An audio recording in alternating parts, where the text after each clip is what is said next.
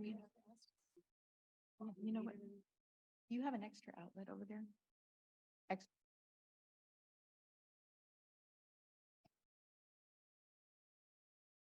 Good morning and welcome to the Delta Stewardship Council meeting. Today is Thursday, July 27th, and we are broadcasting live from Peter's Steakhouse in the beautiful city, the Delta city of Ileton, California.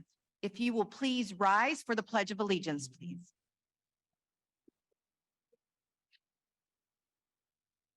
I pledge allegiance to the flag of the United States of America and to the republic for which it stands, one nation, under God, indivisible, with liberty and justice for all.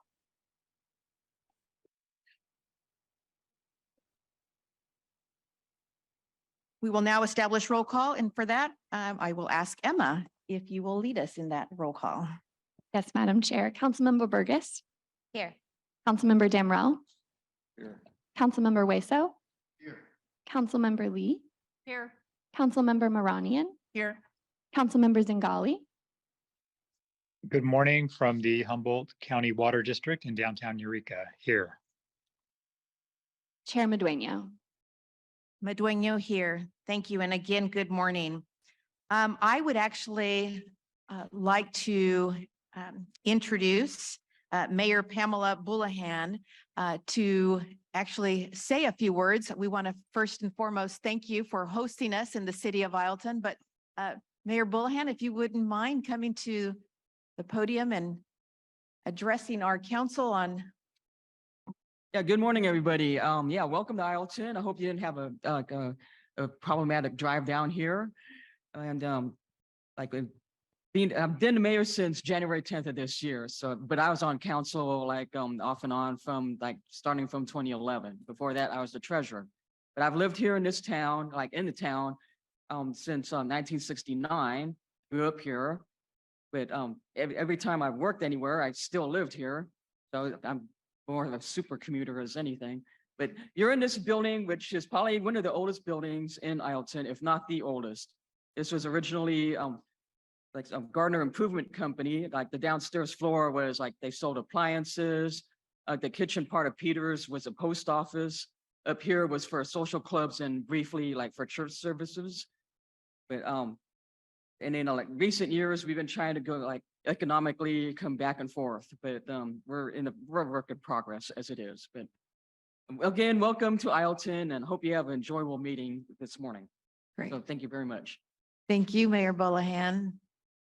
And it's great to hear a little bit of the history of Ileton. I've been here a few times, and every time I come out here, I see how it's actually grown a little bit, and to see that you are working on some great vitality, economic development, again, to better accentuate the Delta region. So for that, I congratulate you, and also congratulations on your most recent election as the mayor of Ileton. So thank you again for your kind words. We will now move on to item number 3, public comment. And for that, Emma. If any member of the public is interested in providing public comment on any agenda item during today's meeting, please send an email blue card to engage@deltacouncil.ca.gov as seen on the screen. Be sure to note your name and the agenda item that you wish to speak on. When called, the clerk will unmute you. Emma, is there any public comment? No, Madam Chair, there is not. Okay, we will. And actually, I need to ask Councilmember Zingali, who is broadcasting live from Humboldt Water District. Is there any public comment from your side, Councilmember Zingali? Thank you. None at this time. Excellent. Thank you. We will now move on to item number 4, the consent calendar. Is there any discussion, or is there a motion to approve the consent calendar? Been moved by Councilmember Hueso and a second by Councilmember Maranian. Roll call, please. Madam Chair, public comment. Oh, I'm sorry. Yes. Is there any public comment on the consent calendar? No, Madam Chair, there is not. Okay, see, I was just testing you, just testing you. Oh, and then also for Councilmember Zingali. No public Councilmember. comment here either. Thank you. Great, thank you. We're one step ahead of you. No, actually, you're one step ahead of us. Okay, roll call, please. Councilmember Burgess. Yes. Councilmember Damrell. Aye. Councilmember Hueso. Councilmember Lee. Aye. Councilmember Zingali. Aye. Councilmember Maranian. Chair Madueño. Madueño, aye. Moving on to item number 5, and that is the chair's report.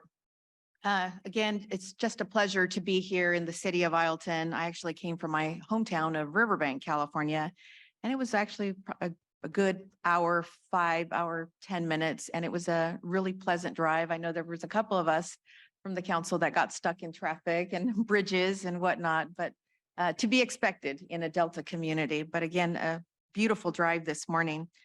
Just a few things that I wanted to share with you. I want to share a meeting that I had with the Shingle Springs band of Miwok Indians that I had the pleasure of attending with Brandon and with Amanda on Monday.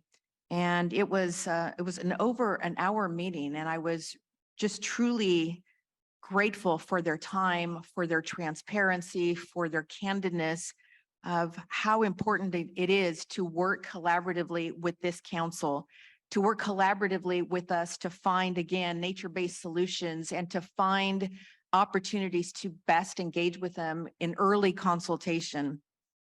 It was a great discussion, a lot of going back and forth. And I think that these meetings are going to be essential as we move forward again in turning the tide to make sure that, again, we are very much in complete sync with our tribal communities and engaging them as much as we possibly can with any and all items related to the Delta. Second, I had an opportunity to listen in on a meeting. It's called the Pelican Project, and it's really centered on carbon sequestration. And for those of you who participated in a project or a tour, I should say, of the Delta not too long ago, where they were talking about carbon sequestration and really how important that is, not only for the Delta, but for the state of California. And as we continue to see climate change and the impacts of climate change and seeing, again, I see David fanning himself because he's a little warm. These are dire times. And as we see our climate continue to escalate in heat, it is a matter of us and all of us coming together to find how we can best, again, address these issues of climate change. And I was intrigued by the presentation. Carbon sequestration in the Delta seems to be something that I think is a good idea. I need to learn more. This council needs to learn more about what it is and how it's going to impact the Delta as a whole. But from what I heard, I was very much eager to not only learn, but hopefully this council will see the benefits of carbon sequestration and how we can incorporate that into the fold of, again, more advancements in the Delta. Now, I want to talk a little bit about a trip. And I think, during the summer, a lot of us have taken some time off. I hope you've taken some time off. I definitely needed some time off. I had the opportunity to celebrate my 30 years. I've been married to a man for 30 years. I can't believe I've been married to him for 30 years, but 30 years, can I say that? 30 years. I know that's what I said.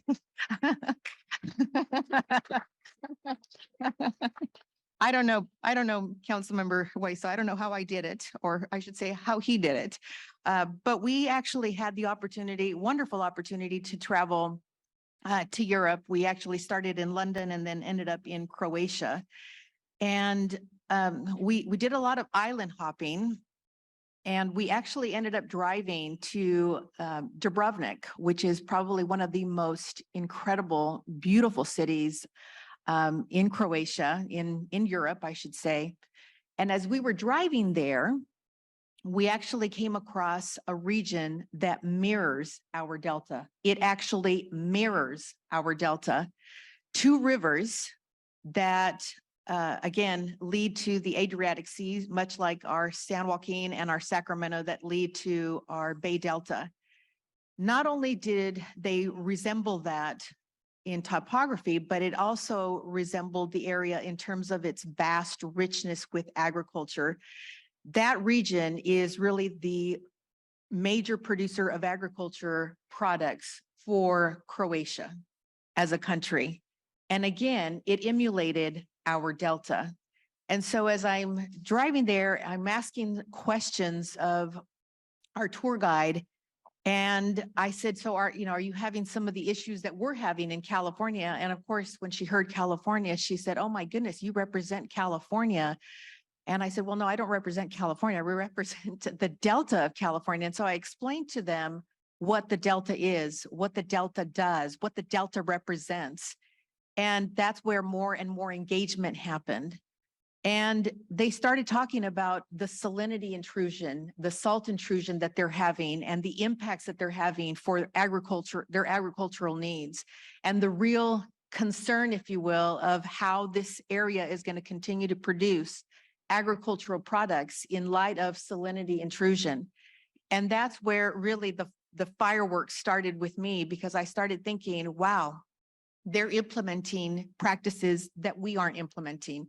I was talking about our rock salinity barrier, and I was telling them how it's 800 feet wide. I learned that in our last tour, and 40 feet deep. And so, to try to communicate this to a group of non-scientists, a group of layman people, but they were also saying, are you also having a decline in fisheries? Because we're having a decline in fisheries. And I thought, my God, they're talking the lingo that we talk here at the Delta Stewardship Council. And so I texted our executive officer from Croatia, and I said, greetings from Croatia, from a Delta region that mirrors us here in California. And I thought, how can we start to learn again about other areas across the world? I know, and I take great pleasure and pride in saying that I'm an American, and that Americans truly have probably some of the best practices of instituting, again, against some of these measures that are affecting us with climate change. But I'm also going to say we as Americans can also learn more from other parts of the world.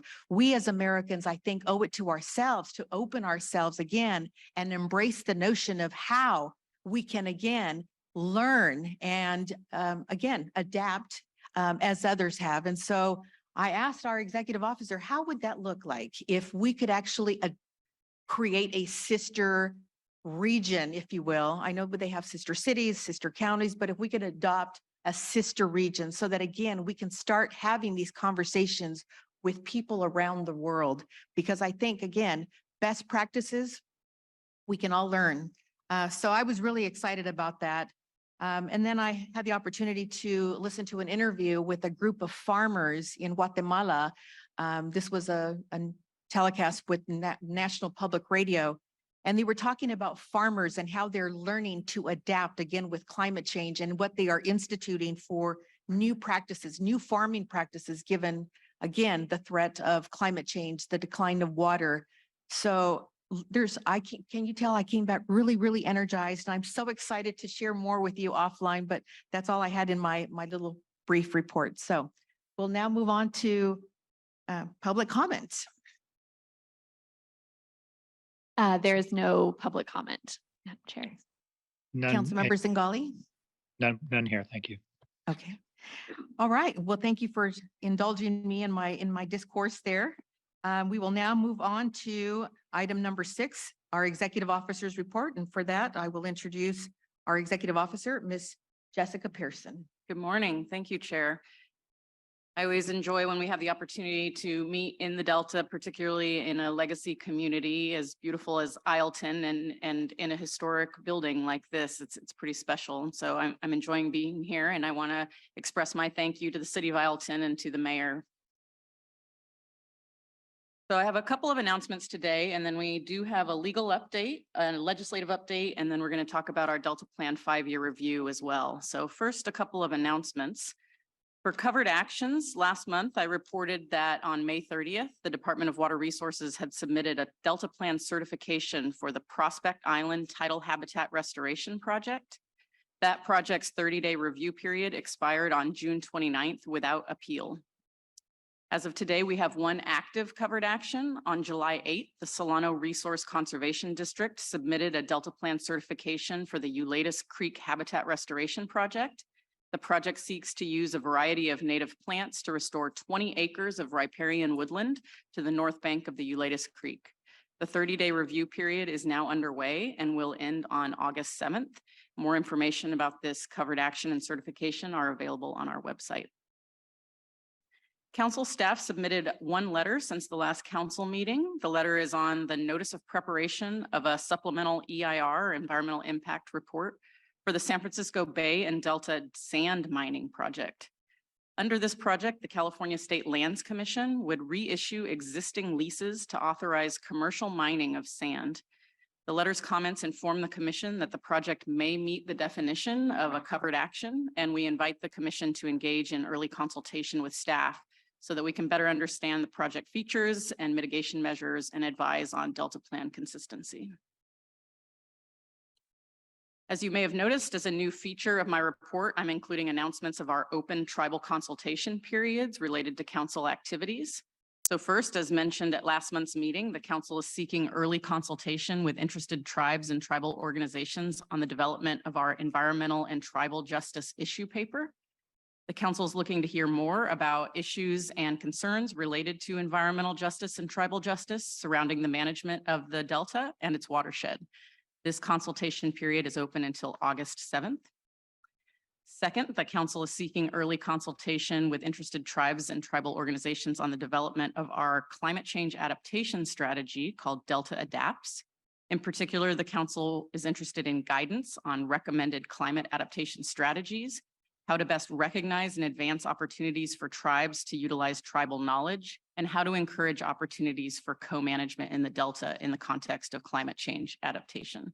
And this consultation period is open until August 31st.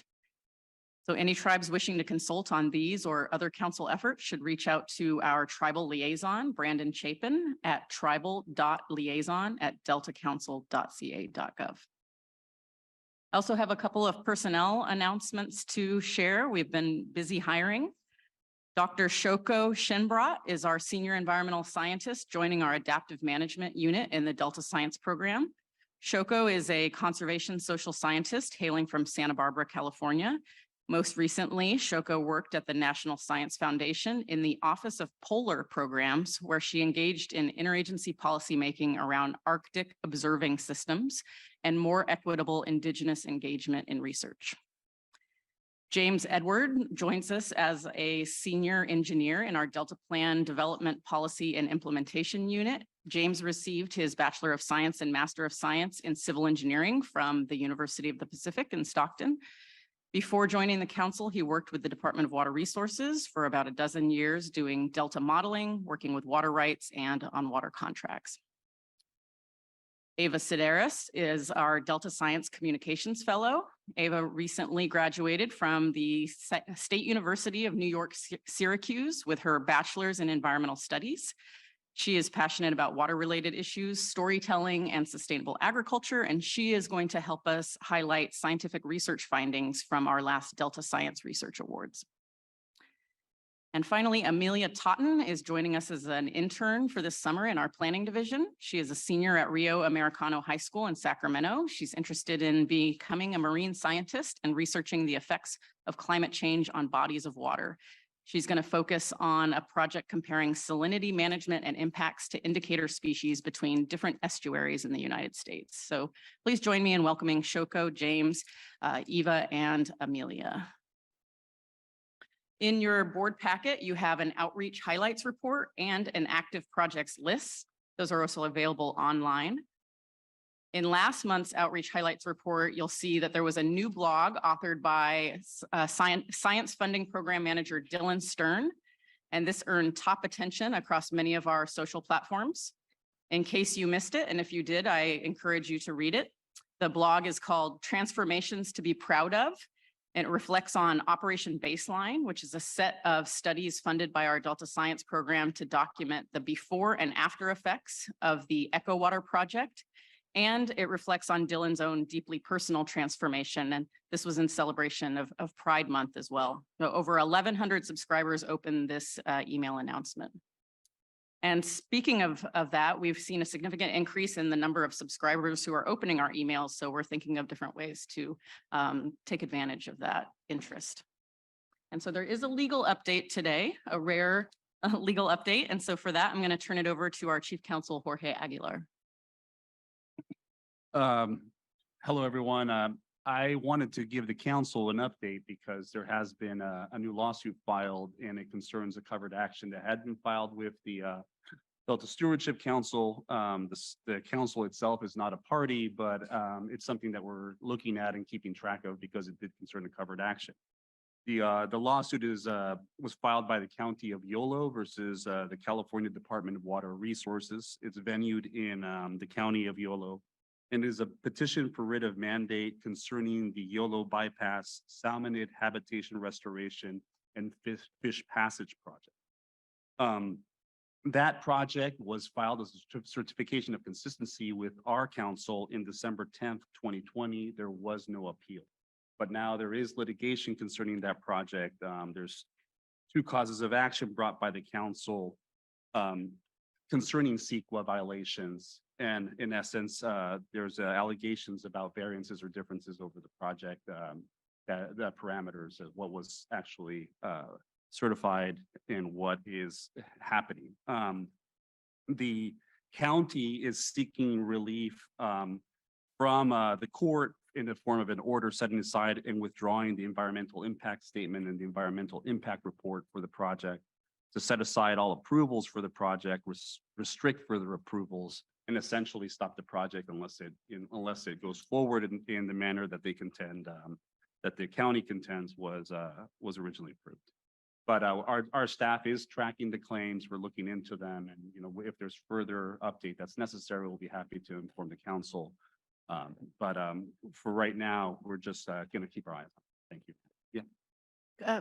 Jorge, a quick question. You said that the council itself is not a party to the lawsuit. That's correct. However, but this council actually voted, right? You said in 2020?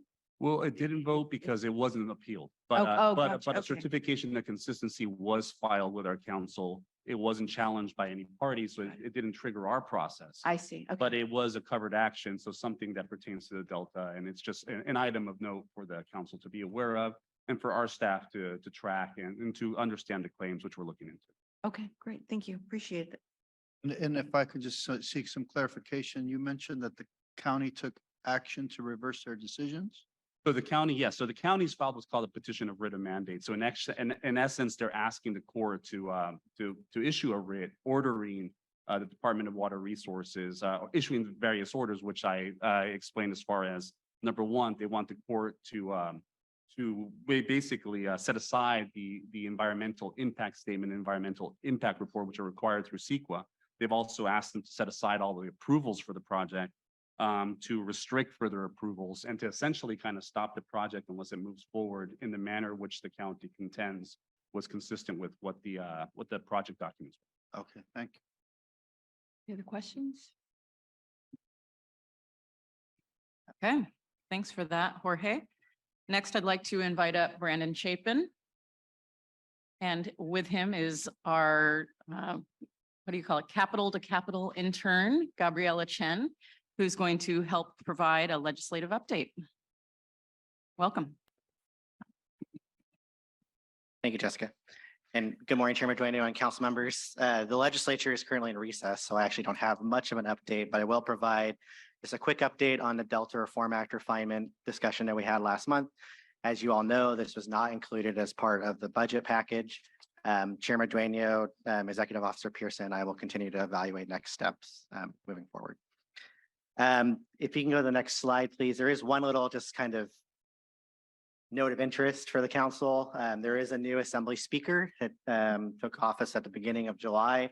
The assembly member or speaker, Robert Rivas, He is from the Central Coast and takes over from Speaker Anthony Rendon. It's of interest in particular to council is because of the leadership team that he appointed. So there are 2 Delta Caucus members that were actually appointed as part of his leadership team. Assemblymember Cecilia Aguiar Curry, who represents the Northern Delta, and then Assemblymember Lori Wilson, who also represents more of the Northwest area of Delta Contra Costa County. So just a note of interest there of some members that are part of the leadership team. With that, I would like to pass it over to our intern, Gabriella Chen. She's been with us for the last 2 months as part of Arizona State's Sacramento Scholars Program. So kind of a state capital to state capital kind of internship transfer internship program. And she's been very instrumental in helping us over the last couple months with just tracking and in particular federal bill tracking, which is something that we don't always get to have full view of. So she's going to provide a quick update on some federal bills that might be of interest to the council. Good morning, council members. I have 3 federal bills that I'd like to update you about today. If I could have the next slide, please. So the first one is House Resolution 215, or it's called the Water for California Act. It was sponsored by Representative Valadao from California's 22nd Congressional District. Essentially, this bill would require that the Bureau of Reclamation operate the Central Valley Project and the State Water Project under a specified preferred alternative to a proposed action that was published in 2 2019 biological opinions, or BIOPS. These 2 opinions were published by the U.S. Fish and Wildlife Service and the National Oceanic and Atmospheric Administration. The bill also provides certain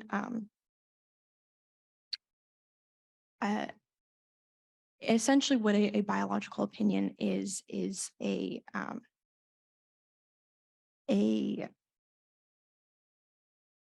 it essentially addresses the impacts that a proposed action would have on species listed under the Endangered Species Act. And there are also certain measures within the bill that would increase the resilience to drought and different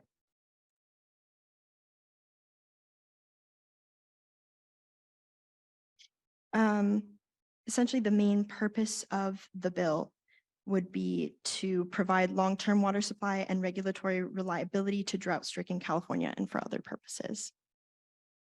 If I could have the next slide, please. The next bill is House Resolution 924, which was sponsored by Representative Harder from California's 9th District. This bill would essentially prohibit the United States Army Corps of Engineers from issuing a permit under Section 404 of the Clean Water Act, or the Water Conservation Act, in order to build the Delta Conveyance Project. What Section 404 details is a permit that allows for the discharge of dredged or fill materials into navigable waters. So this bill would prohibit that from being allowed. The latest action is that this bill was referred to the Subcommittee on Water Resources and Environment in the House. And that was earlier this year in February. If I could have the next slide, please. And then the last bill I would like to provide an update on is a bill from the Senate 2126, which was sponsored by Senator Feinstein. It is called the Canal Conveyance Capacity Restoration Act. This bill would authorize the Secretary of the Interior, acting through the Commissioner of Reclamation, to provide financial assistance for certain projects in the Friant-Curran Canal, the Delta-Mendota Canal, and also certain parts of the St. Louis Canal or California Aqueduct. essentially what these various projects would be targeting are subsidence mitigation projects. And the bill also provides certain appropriations for some of these projects as well. I do also want to note that there is a nearly identical bill passing through the House as well, which was sponsored by Representative Costa. And both of these bills have also been previously introduced in sessions before in 2021, and both died in committee. So we'll wait and see what happens with these new iterations. And the latest action is these were heard in the subcommittee on water and power in the Senate, which is a subcommittee of the Committee on Energy and Natural Resources. And their senators heard testimony from different bodies related to the type of appropriations and contents of the bill. And then that is all I have for you today. I don't know if I could answer any questions or. Just a clarification on Feinstein's bill, Senate Bill 2126. It talks about subsidence mitigation specifically for Bryant Kern Canal, Delta Mendota Canal, and parts, it says certain parts of the San Luis Canal and California Aqueduct. It doesn't specifically mention anything related to the core delta. Is that correct? Yes, yeah, that's So it's correct. just outside. Mhm. Okay, interesting. Yeah, I think this is for portions of the Central Valley project that they've had to do construction because of subsidence that is leaving the canal to not be connected. So reconnecting and adjusting the canal. And the other part that I find really interesting is the HR 924, the Harder Stop the Delta Tunnel Act. Is that just specifically on this iteration, or is this to try to stop any and all conveyance in the future? I believe this is specifically related to permits for Just for that? dredging and fill Okay. materials Okay. related to the conveyance project. It specifically mentions the Delta Conveyance Project, by name, Mhm. not conveyance in general. Got it. Okay. Great. Any other questions? If not, is there any public comment? Oh, no, we're not there yet. Sorry, I'm trying to stay ahead.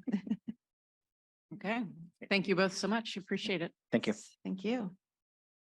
And great job, Gabrielle. Good job. Yes, good job.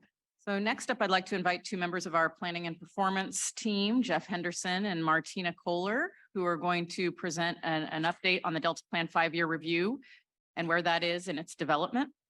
This review is intended to inform the council about the progress that we've made in implementing the Delta Plan over the last 5 years, particularly as it relates to core elements of the Delta Plan, our regulatory policies, our recommendations, and our performance measures, for example, and to identify areas where progress has been made or is lacking, and ultimately to educate the council and give us an opportunity to act on opportunities moving forward that will be most impactful.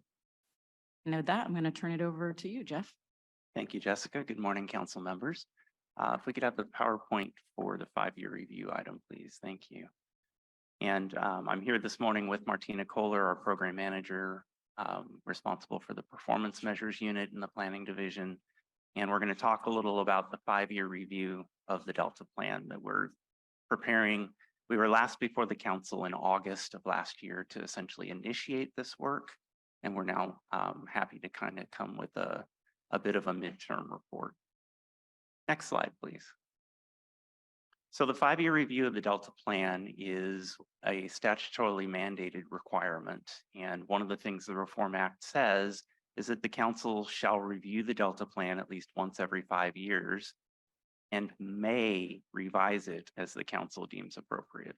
Just wanted to emphasize that sometimes we call this a 5-year update, and that's not quite correct. It's a 5-year review. It's the discretion of the council to entertain updates based on that review. And the 5-year review is one way that the council accomplishes the measure of implementing the Delta Plan in an adaptive management framework. And on the slide, you'll see the adaptive management wheel that's a part of Appendix B of the Delta Plan. And that is a process that we begin by evaluating and responding how the plan is doing. to help inform new cycles of planning and doing with regard to how we resource and implement the Delta Plan. It responds to changes in the national and societal environments. We're to incorporate evolving science and knowledge, consider evolving pace and the uncertainties, as we've heard about today and will continue concerning climate change. Reviewing progress of the Delta Plan over the preceding 5 years is the primary purpose of the review. And it's really to help inform places where we should perhaps spend more time, more energy, and recommend priorities for the next 5 years. Next slide, please. So this is, next slide, please. So this is the second 5-year review that the council's undertaken. The first was in 2019, and that evaluated the period 2013 to 2018. It included, at the time, we did an evaluation of the various different implementation activities that were undertaken. There were surveys and focus group interviews with a variety of agencies and stakeholders, and very importantly, council member input as well. That led to the report findings and recommendations that was published essentially as a two-part deliverable. One was a more detailed report that really spelled out the parameters of the review.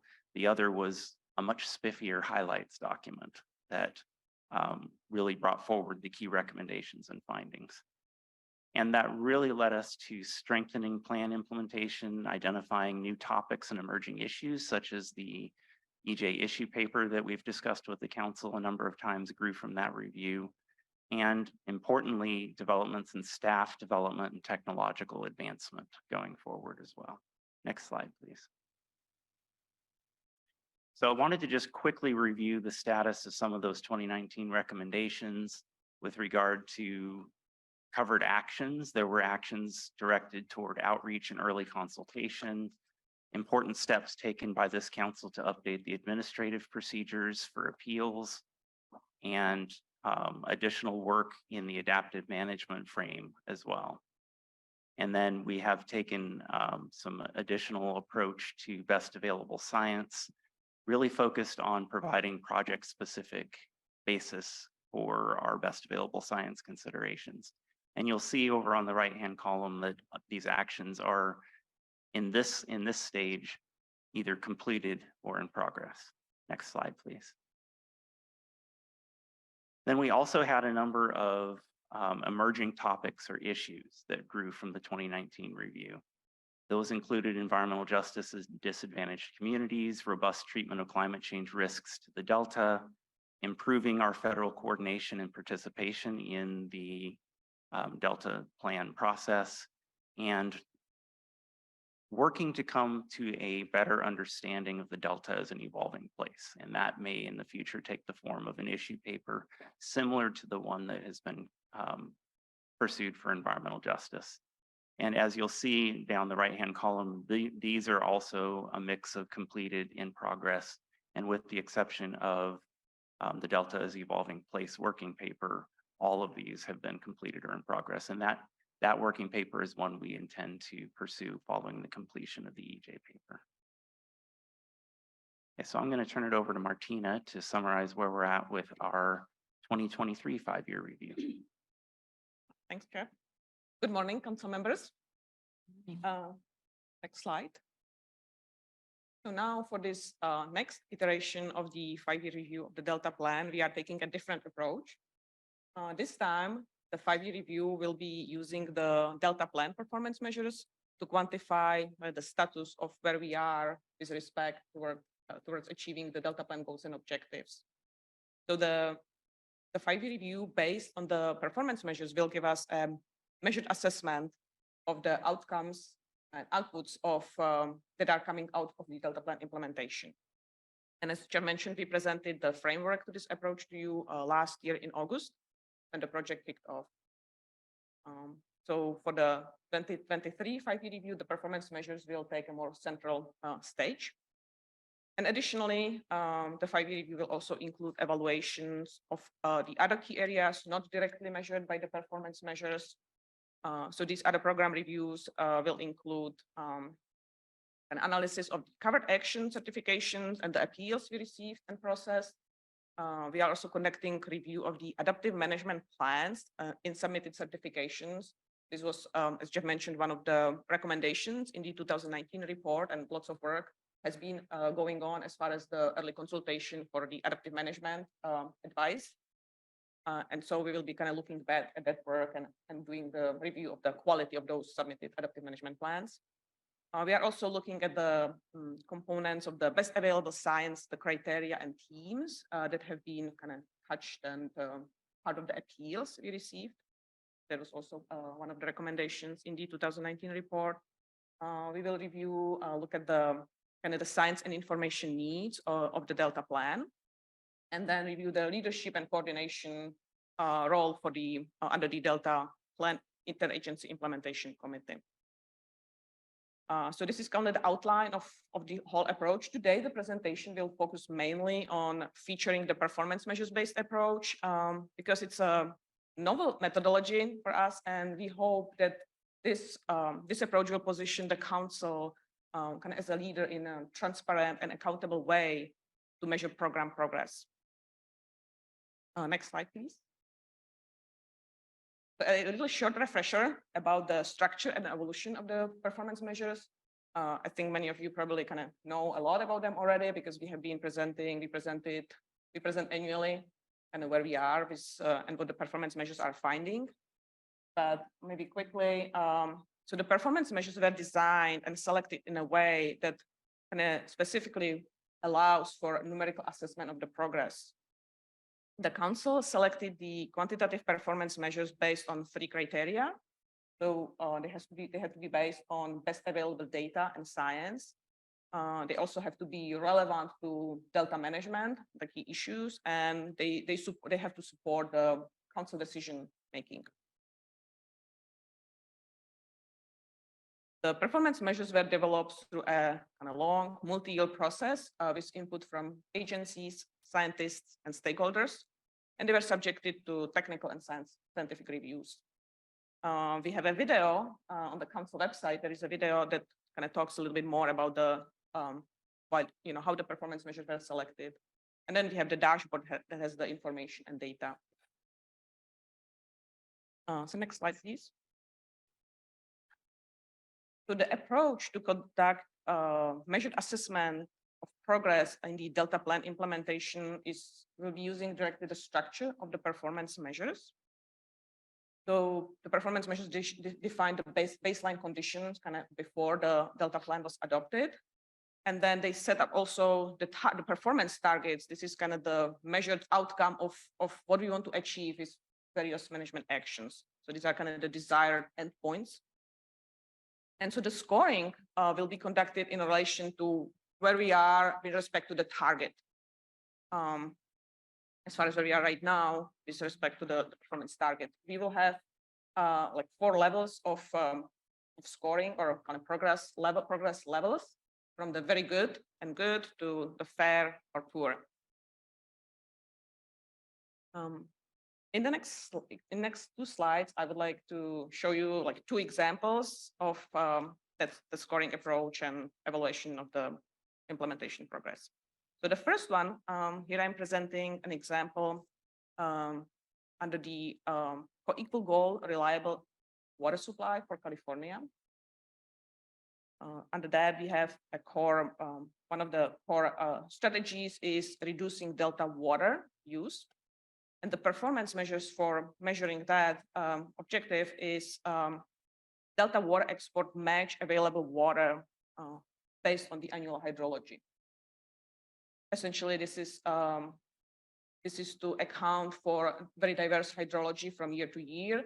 And then during dry years, the impact on ecosystem is much more severe because the water is scarce, and therefore less water should be exported from the Delta versus in the wet hydrology years or wet years, more water can be exported because there is overall more water. So we have 3 measurements for that, those pieces. We track Delta exports during very dry years. Then we track Delta exports during wet years, and then the total amount of water exported average across all water year types. So I guess on the diagram, you can see that we already have the scoring for that, which is we are doing very well over the observed period. This is green score. That means that over the timeline, we are evaluating the delta water exports during the very dry years, for example, 2021 and 2022, were decreased, were very low. Water exported in very wet year, the 2019, for example, 2017 was much higher. And overall, there is a slight decrease, in the overall water exports during that time frame. So again, this is kind of matching that the anticipation is that there will be, with the climate change impact, there will be overall less water available for the human use and for the exports. So next slide. One more example is under the co-equal goal, the protect, restore, and enhance the delta ecosystem. And here, one of the many core strategies is the native and invasive species management goal. So we have the performance measure has kind of three components. One component is measuring the invasive, the non-native invasive vegetation. We are measuring it with three different measures. One is the kind of the area of infestation or area covered by those invasive vegetation, by the species, the submerged vegetation and the emergent invasive vegetation. We also track the treatment area. The second piece is preventing establishment of new invasive species. This is measured by the number of key species there on the kind of like watch list, the prevention watch list. So whether they are occurring or they are prevented from occurring in the delta. And the last piece of the invasive species item is the non-native fish. So this one is measured and as a relative. So we are looking at the fish population, and we are looking at the relative abundance and biomass of native fish versus non-native fish. So you can see the scoring here. In generally, we are not doing very well. It's a poor score for actually all of them, except with the treatment acres. That one is a little better because we are treating for the aquatic vegetation, treating at the maximum permitted level. But overall, not so good. Maybe a note here, I would like to kind of note that in general, the performance targets are, we call aspirational. So these are kind of like really what we would like to see. Here, for example, the measure for prevention of new invasions, the target is zero new species, invasive species becoming established in the delta, which we know it's quite a challenging task. For example, with the nutria as a kind of key ecosystem disruptor, like trying to eradicate that species is a challenging task. Maybe kind of lingering here, another point to mention in this overall approach that the scorecard that will be part of the 5-year review is somewhat of an interim status report, and that the timeline between kind of the baseline conditions and what we are evaluating right now, it's relatively short, especially for the impacts of the management actions to be kind of visible and kind of reflect themselves up in the system. Maybe next slide. So here in the table, so far I presented just 2 examples of what you will see in the 5-year review for the performance measure scoring. Here's the list of all of them. So we will be using 21 performance measures, and each of them has either one or multiple metrics that we will be kind of scoring on. So the scoring is one part, but then we will be providing kind of like high-level findings and kind of management relevant in conclusions based on that performance analysis.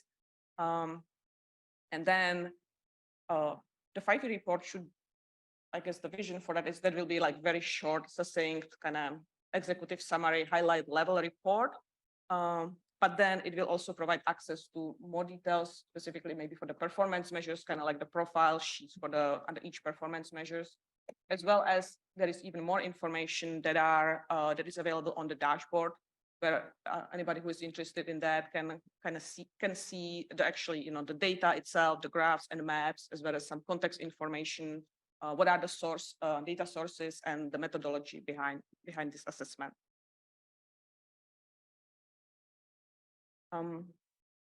I guess in kind of concluding this part of the presentation, the performance measures-based progress scorecard will provide management relevant recommendations that will be featured in the 5-year review. And this should provide an insightful and transparent way how the council measure program progress.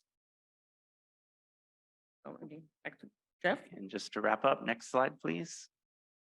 So as Martina mentioned, a lot of that portion of the presentation was dedicated to our performance measures evaluation, which is a key and fundamental component of the 5-year review. And that will, well, we're kind of in the data analysis part of that right now.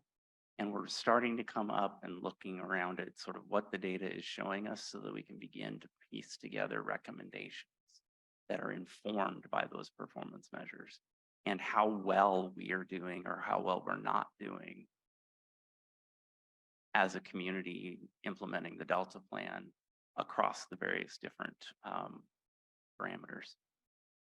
We're also conducting other program reviews. As we mentioned at the beginning of the presentation, we're taking a look at the covered actions, the numbers of certifications that we've received, things we've learned in the appeals process, what we're learning from adaptive management plans that are being prepared in response to the Delta plan requirement for covered actions to include an adaptive management plan, identifying places where best in the consideration of best available science, identifying places where topics are repetitive and come up over and over again in certifications and appeals, and using that to try to understand how the 5-year review and how the implementation of the Delta plan to date can help inform things like our science action agenda. And then another program review is considering how we can continue to provide leadership and coordination across various different agencies charged with implementing the Delta plan.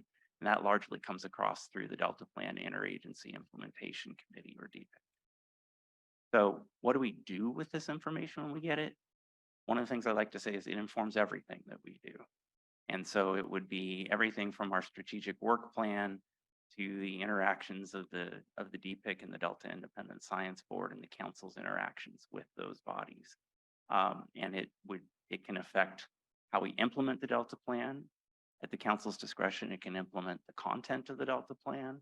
It can implement how we talk about and write about the Delta plan through our communication strategies, and ultimately how the council engages with other agencies and parties that are engaged in the work of restoring the Delta and providing reliable water supply. So that is our presentation on the 5-year review. Thank you for having us here today, and Martina and I are happy to answer any questions you may have. Great, thank you. Excellent presentation. Are any questions? Yes, we'll start with Councilmember Moranian and then Thank you. Councilmember. I think Martina, when you mentioned the novel approach, that this approach was, because I remember being here on the other 5-year review, and the novelty of it is that now before we're following the trends, but now we're comparing the trends to performance measures, right? That's the heart of the novelty of the approach. If I'm right. Yeah, no, exactly. Yes. Before it was more kind of narrative. We did not have the performance measures ready. It wasn't like you could not really measure where we are. It was more kind of like descriptive, more based on kind of kind of like professional staff judgment or the interviews. I remember they conducted the extensive interviews, so it was more based on that feedback. Sure. Yeah. Okay. More qualitative. Now it'll be more More quantitative. More quantitative and And then when we talked about the dry years versus wet years, and then we said well, there's going to be an average. So what is reduced is the average that is reduced over time. Overall, correct? Yes, that's correct. Yeah, So like the you want to see trend the still decrease. remain the same, right? The wet years more, dry years less, average. So the average now is reduced. Yeah. Got it. Okay. Yeah, I mean, Climate change, all that. the projection is there will be probably more dry years. I Sure. think that's what come from the Sure. climate change projections. So I think that's gonna. Sure. And then the invasive, there's a scoring sheet where you did the invasive species that is not good and like we have more of it. Is it because we introduced more? Do we know that? Or it's just there and grew more? I mean, do we know? Because there's a policy implication that it might have.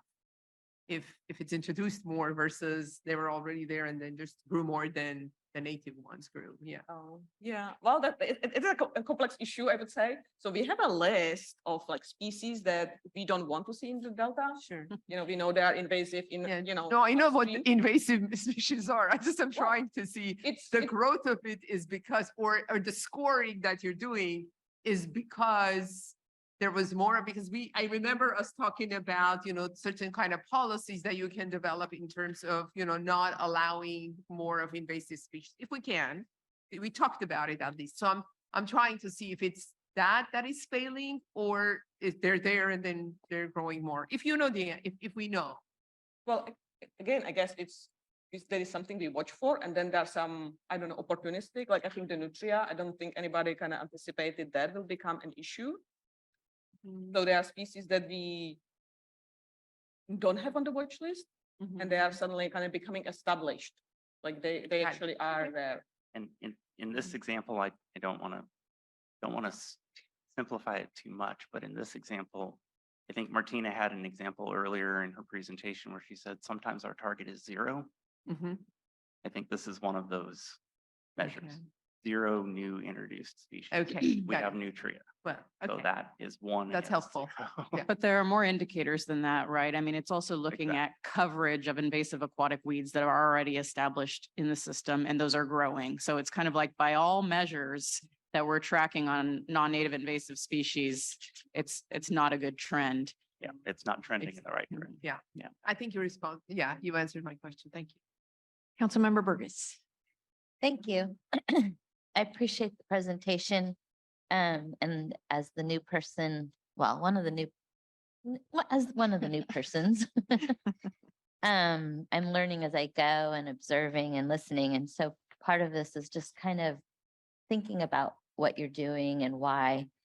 And I don't know if this is necessary, but I wonder if when someone is looking at this, if they are contemplating how we got here, whether the Delta was managed properly or neglected or just not, people didn't know what they were doing and, did the best they could.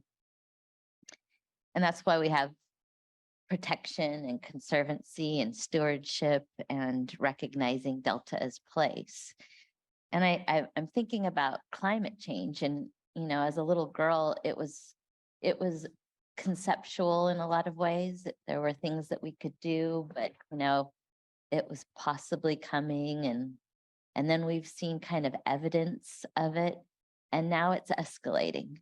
It's emerging as a bigger problem. And I just want to make sure that in our plan, we're acknowledging those changes, that it's not that we're seeing the temperature in Florida water go over 100 degrees. We're seeing, evidence of big changes across our country today. And so I'm just, this isn't criticism, it's just me thinking about how to look at the emerging issues. We had the presentation about fires and the impacts of fire season in Australia on California. At the same time, we were seeing smoke on the East Coast from Canada. Those big things that are happening, are we able to pivot as quickly and measure it? And I know we're still figuring out what those metrics are. So I'm glad we're doing this. I just hope that we have the nimbleness in this to recognize things quickly and start measuring them because it's kind of a scary time and this is a fragile place and it's important and we all are working hard to protect it. So thank you. Other questions?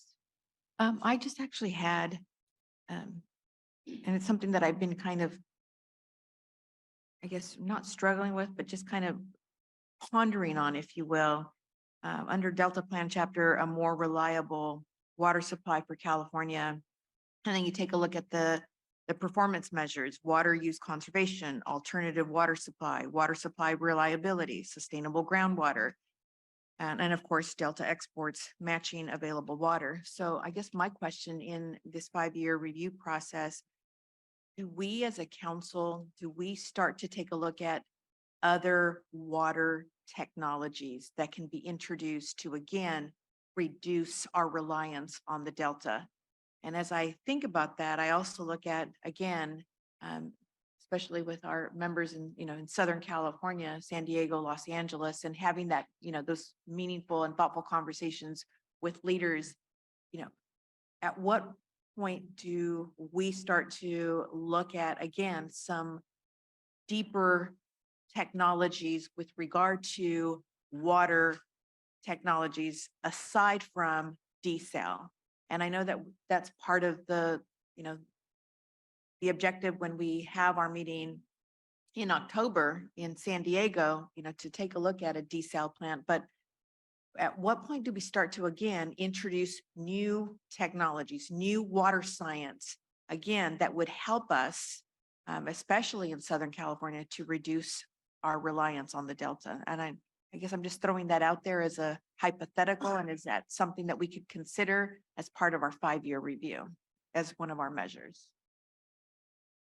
I don't know, Jeff, how you'd want to approach that. I mean, I do think that's an integral part of the Delta Plan, and there are performance measures on each of those topics that you mentioned. I mean, I do think that we do spend time, focusing on how regions are improving their self-reliance, as the language is in the plan. I'm not sure it's clear to me yet what the council's role might be in kind of investigating technologies per se. I think it's more, working with the local water agencies and lifting up successful examples and making sure that those are being communicated, across the state, or that we're learning from other states or other nations. So we'll think about that and see how that might fit in.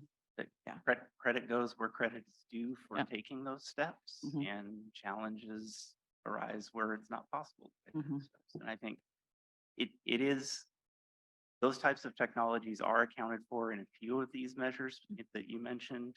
The alternative water supply and the water supply reliability come to mind right away, in the sense that as we're able to show progress along the trajectory of those measures, it's in large part because of things like alternative water sources.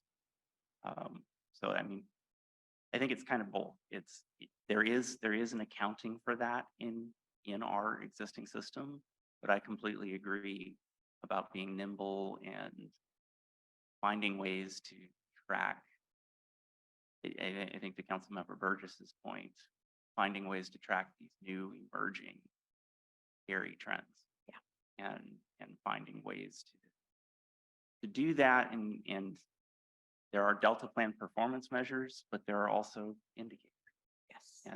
And the ability to track these things is not limited to what we can and don't do with Delta Plan. And we are looking into those mechanisms.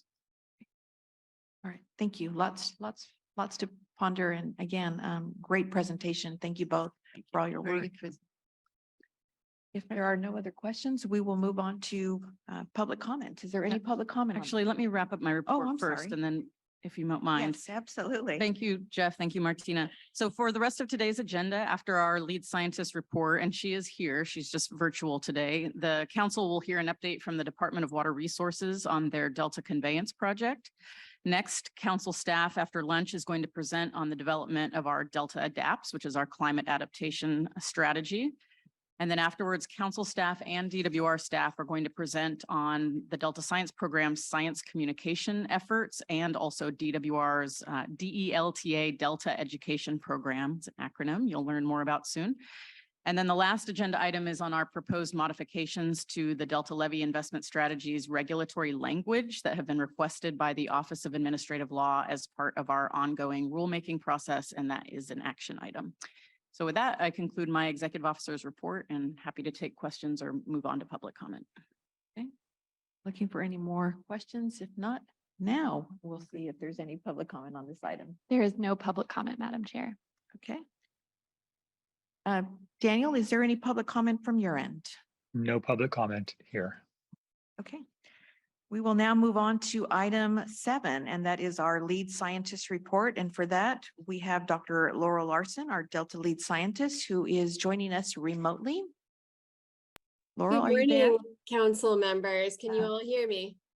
Yes, we can hear you. Excellent. I wish I could be there with you today. I'm feeling all right now, but had COVID last week and I'm still testing positive and just don't want to spread it to others. Well, to start out with, you might have seen from the weekly news clips that the executive officer, Jessica Pearson, sent out yesterday that right now ABC News 10 is conducting a week-long series called Water Wasted, How California Stores Its Water. And the premise behind this series is the recognition that California's climate is changing rapidly, creating challenges for water management. More precipitation is falling as rain than as snow, and variability is also increasing, underscoring the need for storage that balances flood protection with water supply aims.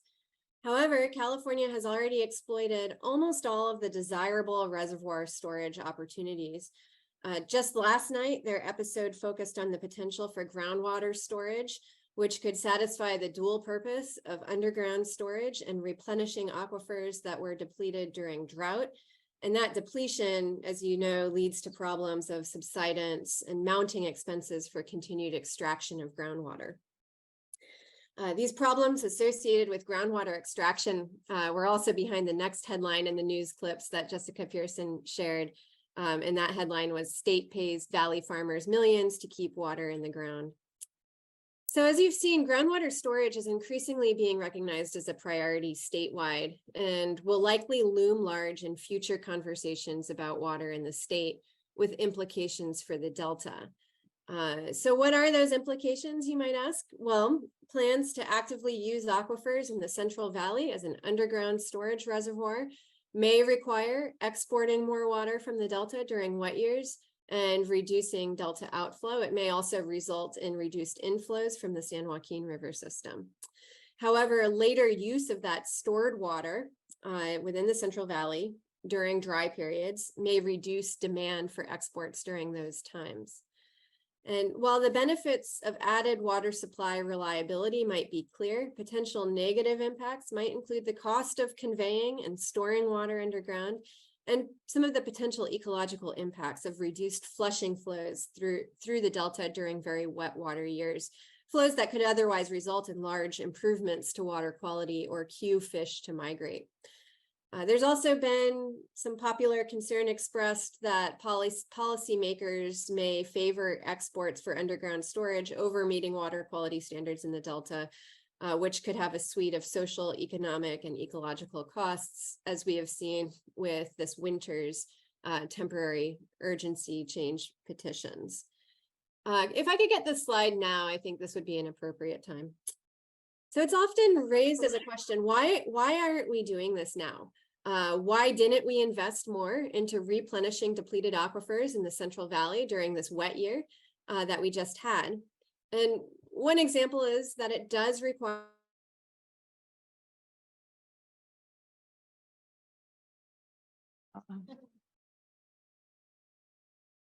We're having a little technical difficulty.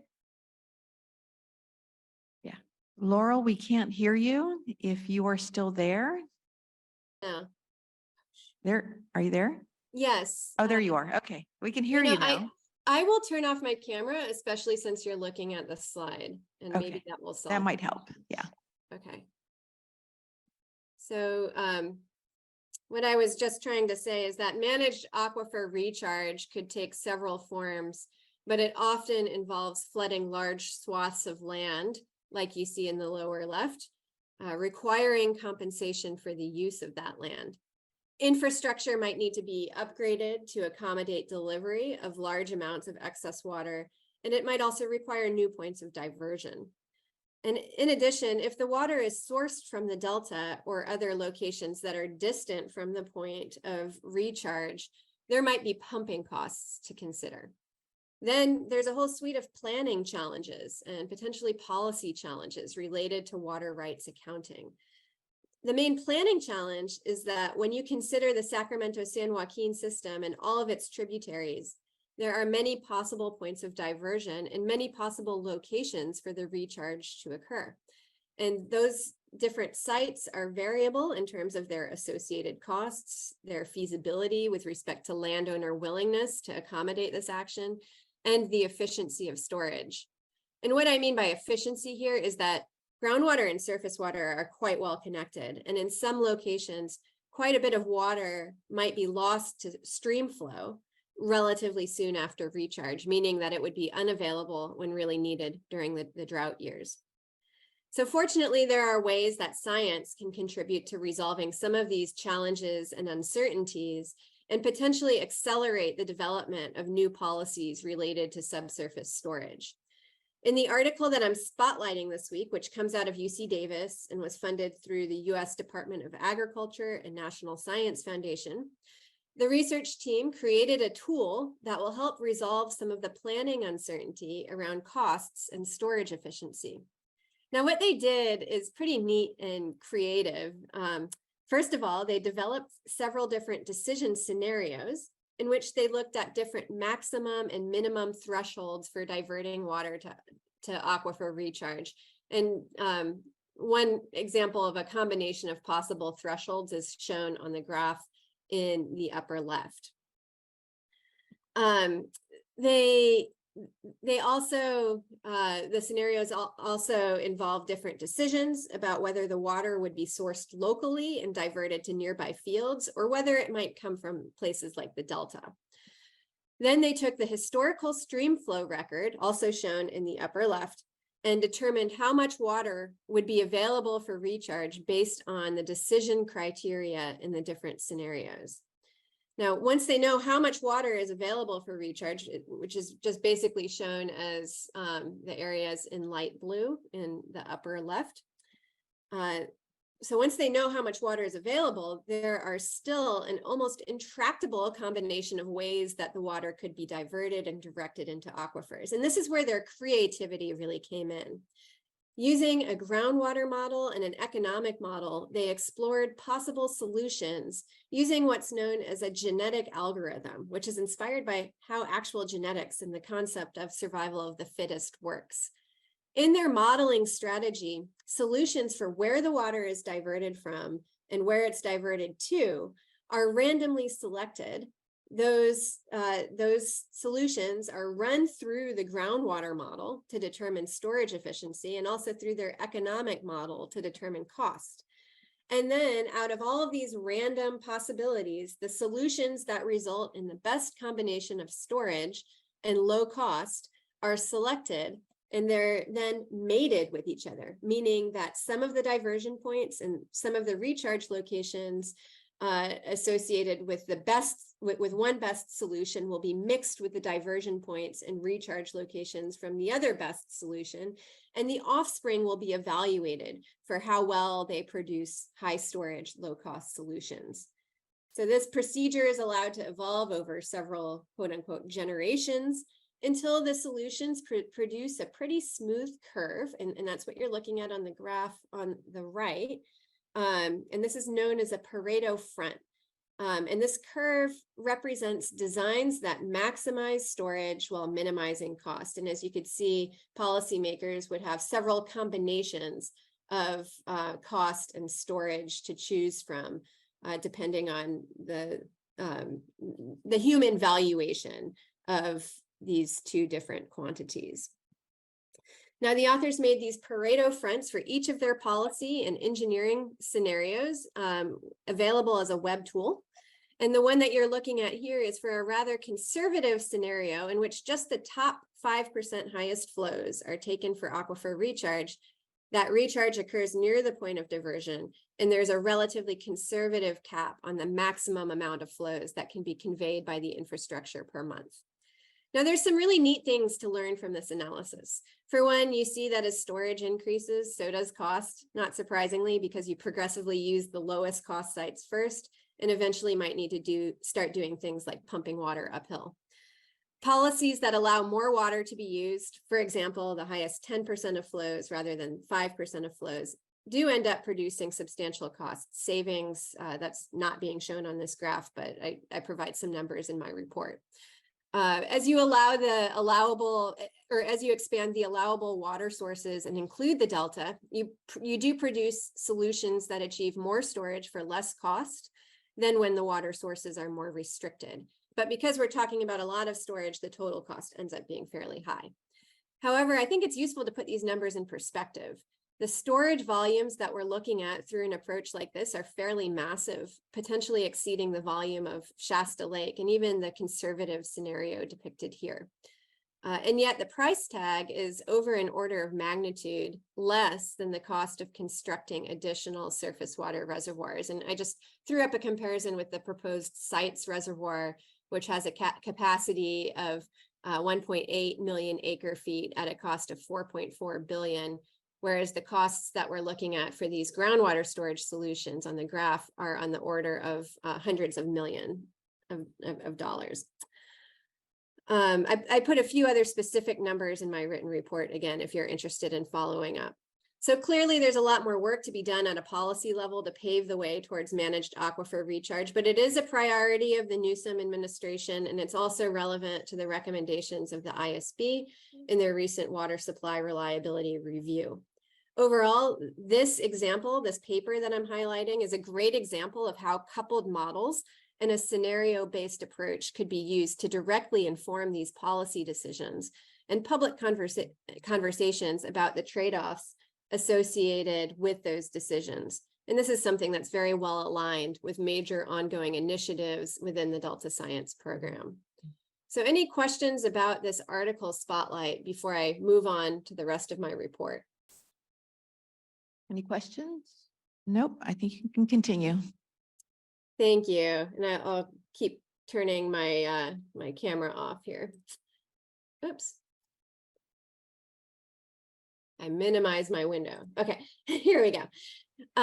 So shifting gears, I have another special report for you today on some recent findings relevant to Delta Science and decision making. As part of the Delta Science program's core function of coordinating science related to major management challenges, we have staff who are actively involved in the Delta Interagency Invasive Species Coordination Team, as well as teams focused on management of individual invasive species. Rachel Klopfenstein, who's Environmental Program Manager for the Collaborative Science and Peer Review Unit of the Delta Science Program, recently coordinated with Valerie Cook at the California Department of Fish and Wildlife to produce a timely update on nutria in the Delta, which I'm giving on their behalf since neither one of them were able to be present today. So just starting out with, nutria are large semi-aquatic rodents that are native to South America. I always like to describe them with a pop cultural reference. They look like rodents of unusual size from The Princess Bride, but they have distinctive yellow-orange teeth. Outside of their native habitat, nutria can be incredibly damaging to wetlands, agriculture, and water or flood infrastructure. And just for example, they feed on plant material and crops, and they could burrow up to 50 meters into banks and levees, which can compromise their stability. In places like Louisiana, they've caused massive destruction of coastal marsh areas. So it's not surprising that when they were discovered in California in 2017, an alarm was sounded for protecting California's vulnerable ecosystems and water infrastructure. Since then, just over 3,500 nutria have been removed by the California Department of Fish and Wildlife, which is the state agency leading the effort to eradicate nutria from California. Now, despite efforts to keep nutria out of the Delta, considering their potential significant adverse impacts to the area, the first reproducing population was discovered in September 2018, south of Lathrop. over 100 nutria have been removed from that specific location in Walthall Slough ever since, with the last nutria taken in March 2021. Now, the only other nutria detection up until very recently occurred in May 2019 and February 2021, when individual nutria were detected on camera near Rough and Ready Island and French Camp Slough as well. So this was until October 2022, when a family group of nutria was detected on Lower Sherman Island. There was considerable worry that high flows and wet conditions during the 2022 to 2023 water year would aid in the spreading of invasive species like nutria. In fact, that was another topic reported on in the popular press this week, appearing in the Sacramento Bee on Monday. In April of this year, the CDFW Nutria Eradication Program, which I'll just refer to as NEP, made a temporary operational shift in response to these conditions. So they increased their staff presence and expanded northward further into the Delta. And this significant shift of nearly all NEP field staff is an early detection rapid response effort to address any nutria that could have potentially been washed into the Delta from flooding and high flow events in the San Joaquin River system, where the nutria had formerly been trapped actively. In May of 2023, the NEP conducted the first nutria detector dog field trials throughout the project area. And this is really interesting. During the field trial, the dogs located an additional area of nutria presence identified on Sherman Island. Following that detection, a total of 8 additional nutria were trapped and removed from the area, with the last taken on June 1st. And they left, and that left at least one known animal in the area for the program to continue pursuing. The detector dogs surveyed multiple currently and previously infested sites within the project area, including Walthall Slough and near Rough and Ready Island. The dogs did consistently detect nutria in sites that were already known or suspected to be infested, and they did not detect any nutria present at the Delta sites with previous detections or infestations, indicating that those previous local eradication efforts were successful. The Nutria Detector Dogs program was funded by a Delta Conservancy Prop 1 grant, and it's going to be an increasingly valuable tool as nutria densities decrease and the remaining animals become increasingly difficult to detect. As a result of the expanded operations of the NEP into the Delta, one nutria was captured on camera on May 22nd, 2023 on Hammond Island, which is to the west of Sherman Island. And trapping operations and intensified survey efforts commenced immediately to detect the extent, or to characterize the extent of nutria presence and rapidly remove the infestation. And then since that time, since June 1st, the department has captured 34 nutria on Hammond Island and southern Grizzly Island, including 4 pregnant females. One thing that has been unclear is whether the ramp up in program activity, including the use of detector dogs, might have driven dispersal of nutria from Sherman Island further outward.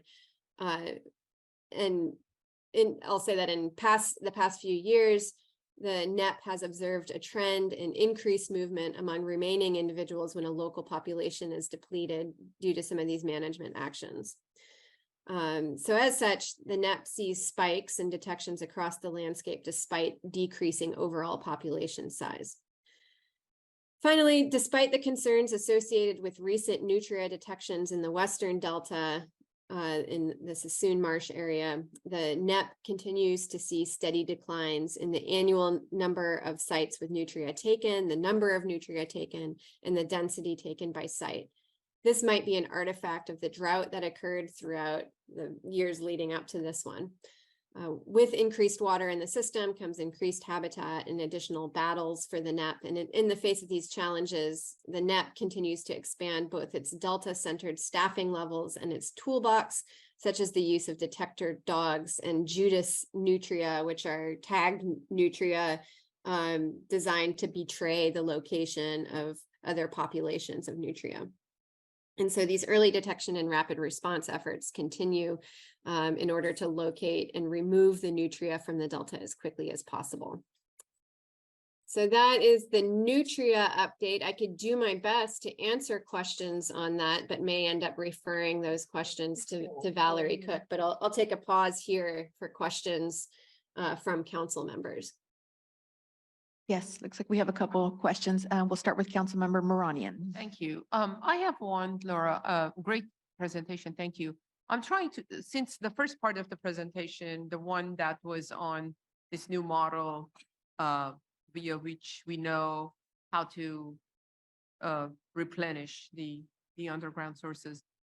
It's specifically interesting for me because in Los Angeles County, a measure has passed under Measure W that identified funding for stormwater capture that can be recharged in groundwater. And one of the problems we're having is there are two problems. One is that some of these underground storage areas are already contaminated, which they're dealing with, and some of it that are not. There's certain kind of watersheds that receive funding, but they can't find the right place to recharge. So I'm trying to understand, because the model and what you explained is quite complicated scientifically. I'm trying to simplify the concept of it. So this whole concept is that when you recharge in these underground storage areas, you have a model that shows you how much to recharge where, and that is how you save money, and that is how you maximize the capacity.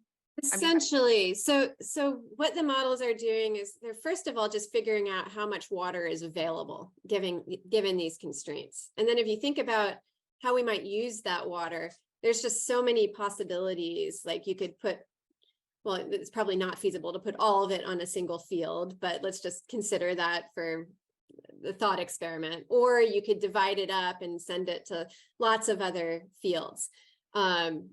These different locations have different levels of desirability. Some of them, you might need to actually pump the water uphill to get the water to the recharge location. With some of them, some of the lower locations might actually be located closer to tributaries or rivers. And the way that the water is in the underground aquifer, you could think of all underground aquifers as having some slope to them and water flows downhill. But in some of those regions, that water might flow more quickly downhill underground and then re-emerge in the streams. And so you're not really, when that happens, you're not really helping with the challenge that we have of needing to store water for long periods of time so that it could be used during dry periods. And so what this model does, or what this modeling system does, I should say, because it's actually several linked models, is it just says, okay, we've got this amount of water to start with. Let me randomly figure out how to divide it up. Let's pick some random locations, pick some random diversion points and recharge points. And then let's see what that possible solution, what that possible scenario might look like in terms of its cost. The cost is pretty easy to figure out. And then it's also pretty straightforward to put that condition into a groundwater model to figure out how much of that water actually would stay in aquifers over a long time versus how much would be leaked out to the streams. And so what the really tricky part, what the creative contribution is they coupled this strategy with an algorithm that allows for the most efficient, the highest storage, lowest cost solutions to be found. Okay, so this doesn't help.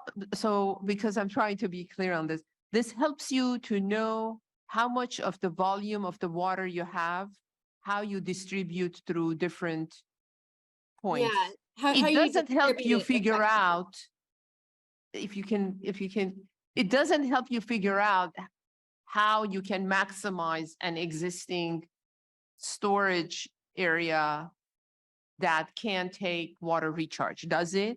That's what I'm trying to understand. It does. It does. Yeah. Okay. Yeah. Okay. Yeah, So it does both. It does first, it evaluates the volume.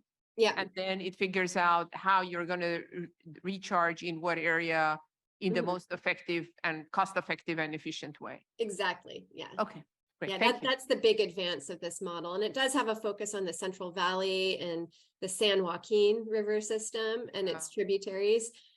So I'm not sure how relevant it would be to some of the specific areas that you mentioned in Southern California that are not part of that basin, but it is straightforward to see how that same approach might be usable in other locations. Yeah, it could be a very good tool for a lot of other areas. Of course, we still have to analyze the area and everything else, but yeah, it could be lessons learned that can be shared. Yeah, thank you.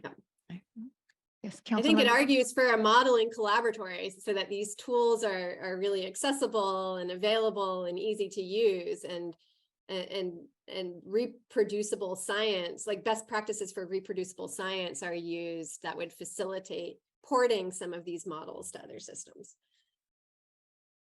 Yes, Councilmember Burgess. Yeah, thank you, Dr. Larson, for your presentation. I'm going to comment on the nutria efforts. It is quite a threat. It can do a lot of damage to our levees, to our efforts to create better habitat. And I just wanted to add that part of what we really, the efforts that they're doing, cameras, monitoring and all that is really important. But I think it's also important that people in whether it's boaters, hunters, fishermen, farmers, different people that are interacting with the Delta are aware of it. They can be confused with beavers and other critters that are native. And so it's very important that outreach continue and that we raise awareness on these critters. As a member of the Conservancy, I've been following the efforts, and they did a presentation yesterday, and I just want to echo some of the things they said. They described them as gregarious but sensitive. They said they were having issues with tracking them because these critters don't have necks, and that they named these critters the Judas nutria that were going in to undermined efforts. We found that interesting as well. So thank you for raising awareness about that program. I think it is important, and they are seeing impacts from the work that they're doing, but their goal is for 0. And that's a big goal because these things are known to be very persistent. So thank you. Thank you, Councilmember Burgess. Is there any other questions? I will actually, just a point of clarification on the aquifer recharge locations, especially in the Central Valley.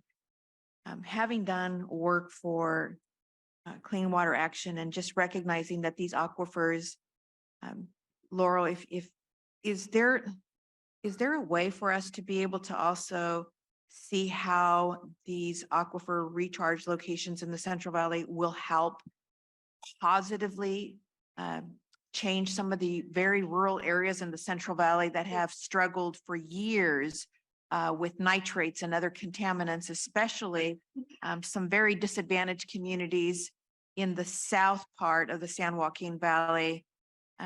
Do we know if that's also under consideration here with obviously storage is huge, but these aquifers can also show significant, I think, benefits for helping to reduce nitrates, especially in some of these very rural areas, again, that have been struggling with contaminants for years.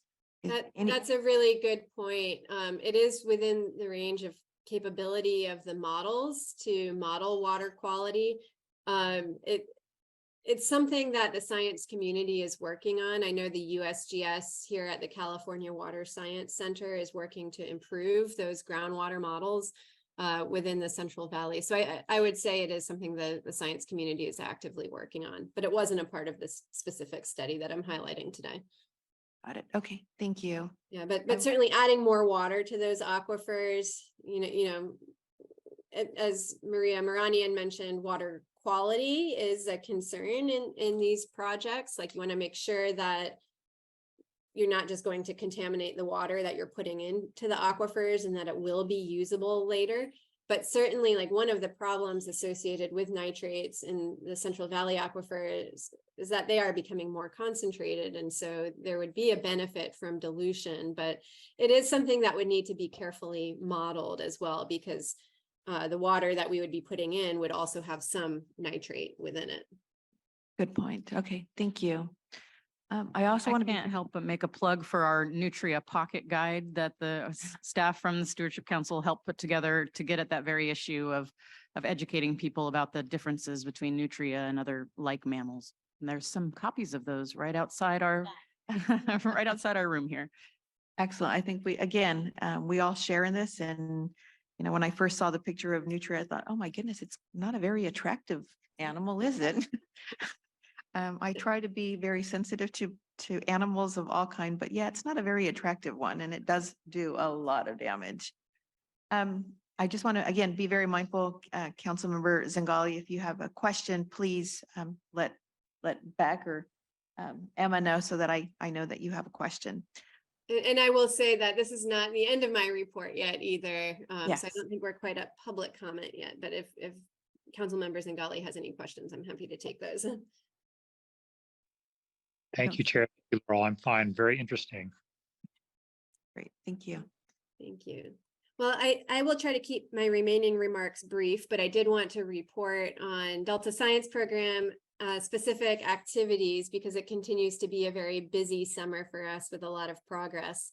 And the first is that some of you I know are aware that following a successful part 1 of the Adaptive Management Forum on May 4th, the second part of the forum took place more recently on June 27th. And that part 2 built on the theme of adaptive governance explored within the first session. And in part 2, participants worked through a visioning process to collaboratively identify aspirational goals for governance and adaptive management for the Delta by the year 2050. They brainstormed strategies that might be needed to achieve those goals and the governance components to ensure that those strategies could be implemented and maintained. A few examples of some of the goals that were identified in different groups were to create more inclusive governance systems in which all perspectives have a seat at the table, establish an equitable water rights system that is reflective of changing water availability and historical injustices. And I will note that this is a very controversial topic statewide right now, but this just reflects what some of the breakout groups came up with. And then to develop an equitable, evidence-based and risk-informed governance system where information flows easily. Following up on some of our other previous workshops, I've already provided you with a few reports on the 2023 Integrated Modeling Framework Workshop, which took place in late February, early March. And the latest update there is that just yesterday, we released a comprehensive summary report on the listserv. And this report captures the full set of topics covered during the 2-day workshop. It provides a short summary of every workshop session. It has a link to where people could go to watch that workshop. And in addition to providing this detailed information about the workshop contents, the summary report is intended to serve as a foundation for the development of a white paper that will highlight key recommendations and near-term actions critical to advancing the vision of collaborative and integrative modeling for the Delta. And we anticipate working actively on that white paper in the very near future and releasing it in the fall.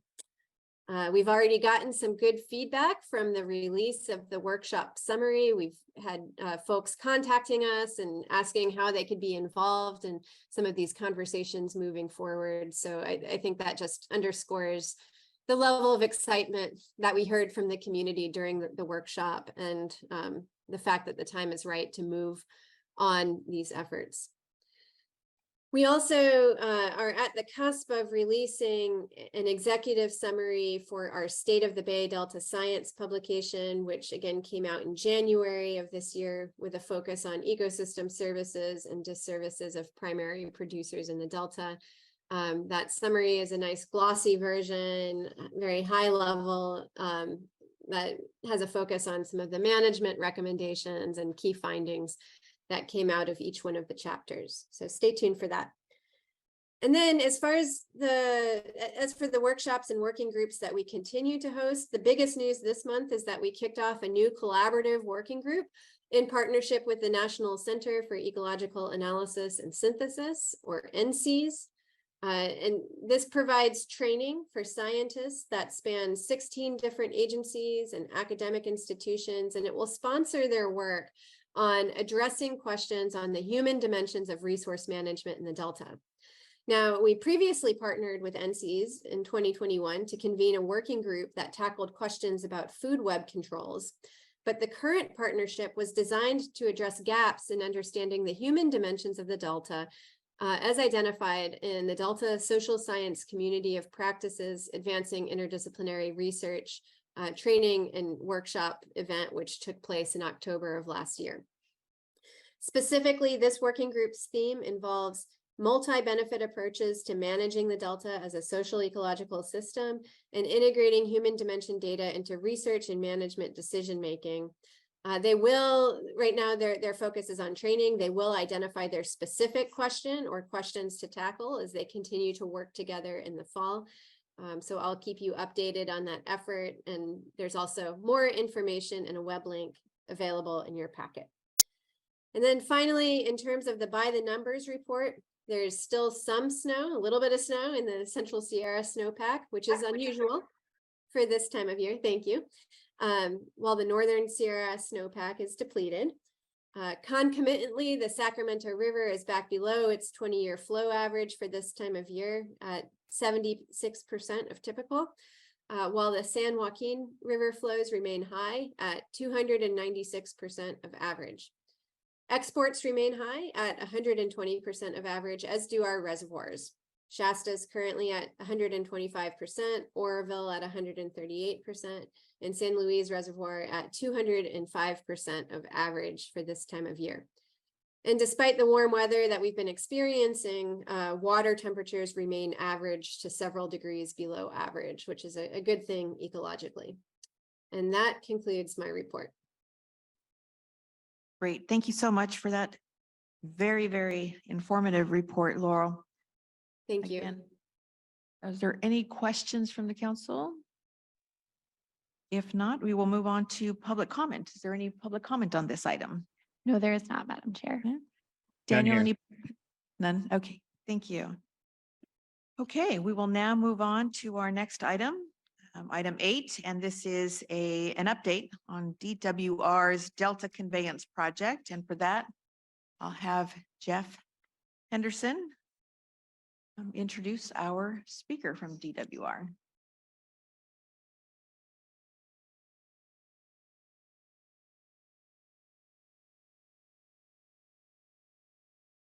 Hi, Carrie. And it's my pleasure to welcome Carrie Buckman.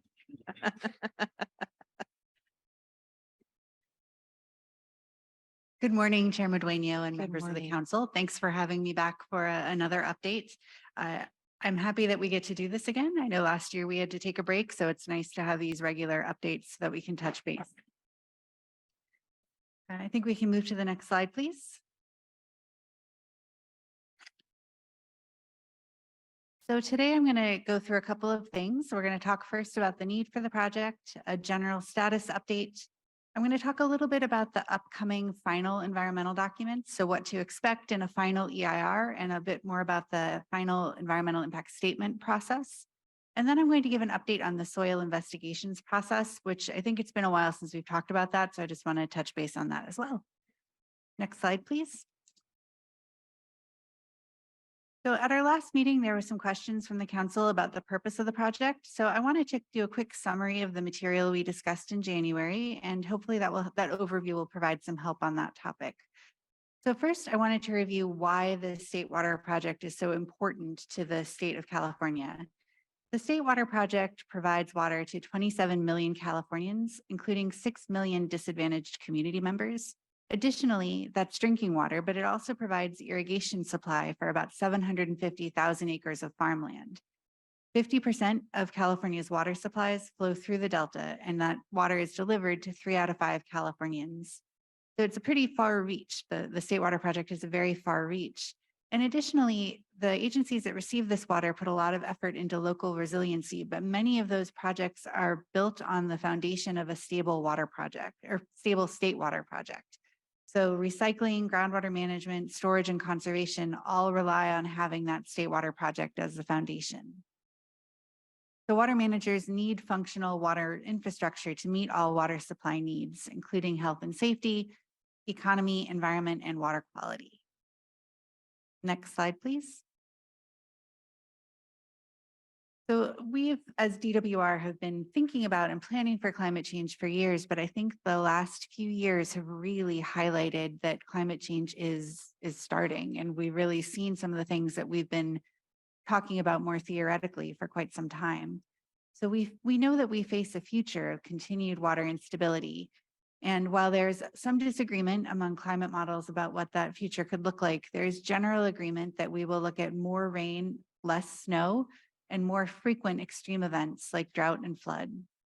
So these predicted changes in annual runoff and precipitation type and timing will affect the ability of our current water management systems to function as intended. Right now, there's really a pretty heavy reliance on rainfall providing stream flow in the winter and melting snowpack providing stream flow in the spring and into the early summer. So as that changes and we have more rain and less snow, we really will see the majority of our precipitation and snow and stream flow coming in the winter only. So the Delta Conveyance Project, the proposed project, would protect against future water supply losses caused by these climate-driven weather extremes, sea level rise, and earthquakes. The Delta Conveyance Project helps ensure the State Water Project can safely capture, move, and store the water in the winter during high flow periods for later use when there are not those high flows available. And that would be also while meeting water quality and species protections. Next slide, please. And I wanted to also highlight that we've seen in the past few years a bit of information about how this project would have functioned under different conditions. So in water year 21-22, that was a critically dry year. And during that time, if we'd been able to capture flows during record-setting October and December storms, so during and after those high flows, we would have been able to capture, move, and store about 236,000 acre feet of water, which would have been enough to supply over 2.5 million people for a year, or nearly 850,000 households for a year. If we had done the same type of operation in January when there were high flows, but we were unable to divert in the South Delta for different reasons, we would have captured about 228,000 acre feet of water, which would be enough to supply about 2.3 million people or nearly 800,000 households for 1 year. Next slide, please.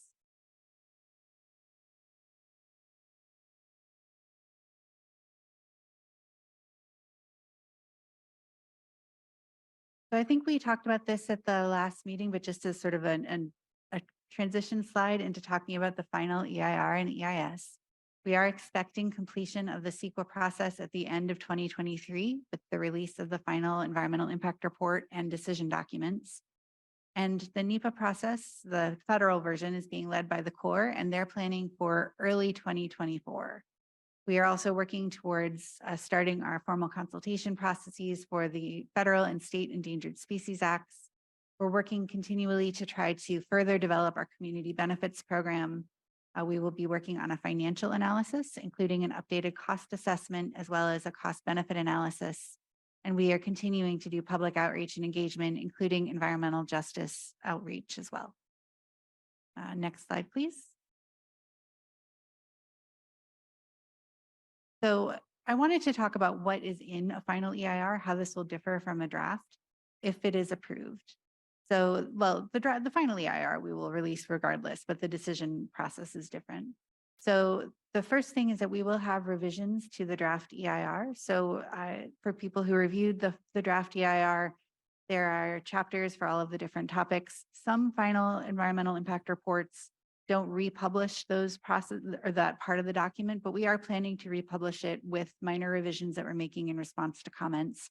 We think it's a little clearer for a document like this to have it all in one place. So you have a final that you can look at without having to understand multiple different locations. We'll also publish all of the comments received. Just as a heads up, we aren't going to be publishing the exact letters in the form that we receive them because of ADA compliance issues. It's very difficult to make documents we receive from others fully ADA compliant. So instead, we will be reprinting the text in its entirety as part of our comment tables. We'll then have individual comment responses and then common responses that reflect comments or responses to multiple comments, typical themes that we're seeing across many comments. And we will have individual responses to all of the substantive comments by letter. Next slide, please. We will also include a mitigation, monitoring, and reporting program, and that will document how we are going to make sure that we are meeting our mitigation commitments, monitor those commitments, and report out on that commitment. We'll have a decision document, a statement of findings, and a statement of overriding considerations, and then we'll issue a notice of determination within 5 days of the decision. Next slide, please. So the Corps is going to be following a similar process for a final environmental impact statement if that is approved. They will also have revisions to a draft environmental impact statement. They will publish comments received and responses to any substantive comments. They will release their final EIS for a minimum of 30 days and file it with the EPA before they complete a record of decision, which will include a monitoring program for required mitigation. Next slide, please. So switching gears a little bit, I wanted to give an update on the soil investigation process for data collection in the Delta. We published a final initial study and mitigated negative declaration in July of 2020, and then we had 2 addenda in 21 and 22 to reflect some changes in locations that we were considering. That initial study, mitigated negative declaration, included analysis of up to 223 soil borings and 103 cone penetration tests. And the purpose of this was to inform the development of the environmental impact report, help increase the understanding of subsurface conditions Delta-wide, and really this is supporting the planning process. Next slide, please. So for those of you like me who may not be as familiar with what the difference is between a soil boring and a cone penetration test, I have a little bit of information on the two. A soil boring is a bigger process. So we have a picture here of one of the rigs that we used in the Delta. It's about a 4 to 8 inch diameter boring, and it goes between 500 and 300 feet deep. And as it moves deeper, there are soils collected at different depths, and that is recorded by a geologist and sent to the lab for additional testing. Next slide, please. The cone penetration test is a somewhat simpler process. So it's a smaller rig, as you can see in the pictures. There's about 1.5 inch diameter cone tipped rod that is pushed into the ground as deep as 200 feet. And there is a sensor in the cone as it moves down to detect changes in friction and pressure. There is no soil collected in this process. Next slide, please. So far, under this initial study and mitigated negative declaration, we've been completing this process from 2020 until now, and we've completed about 79 borings and 59 cone penetration tests.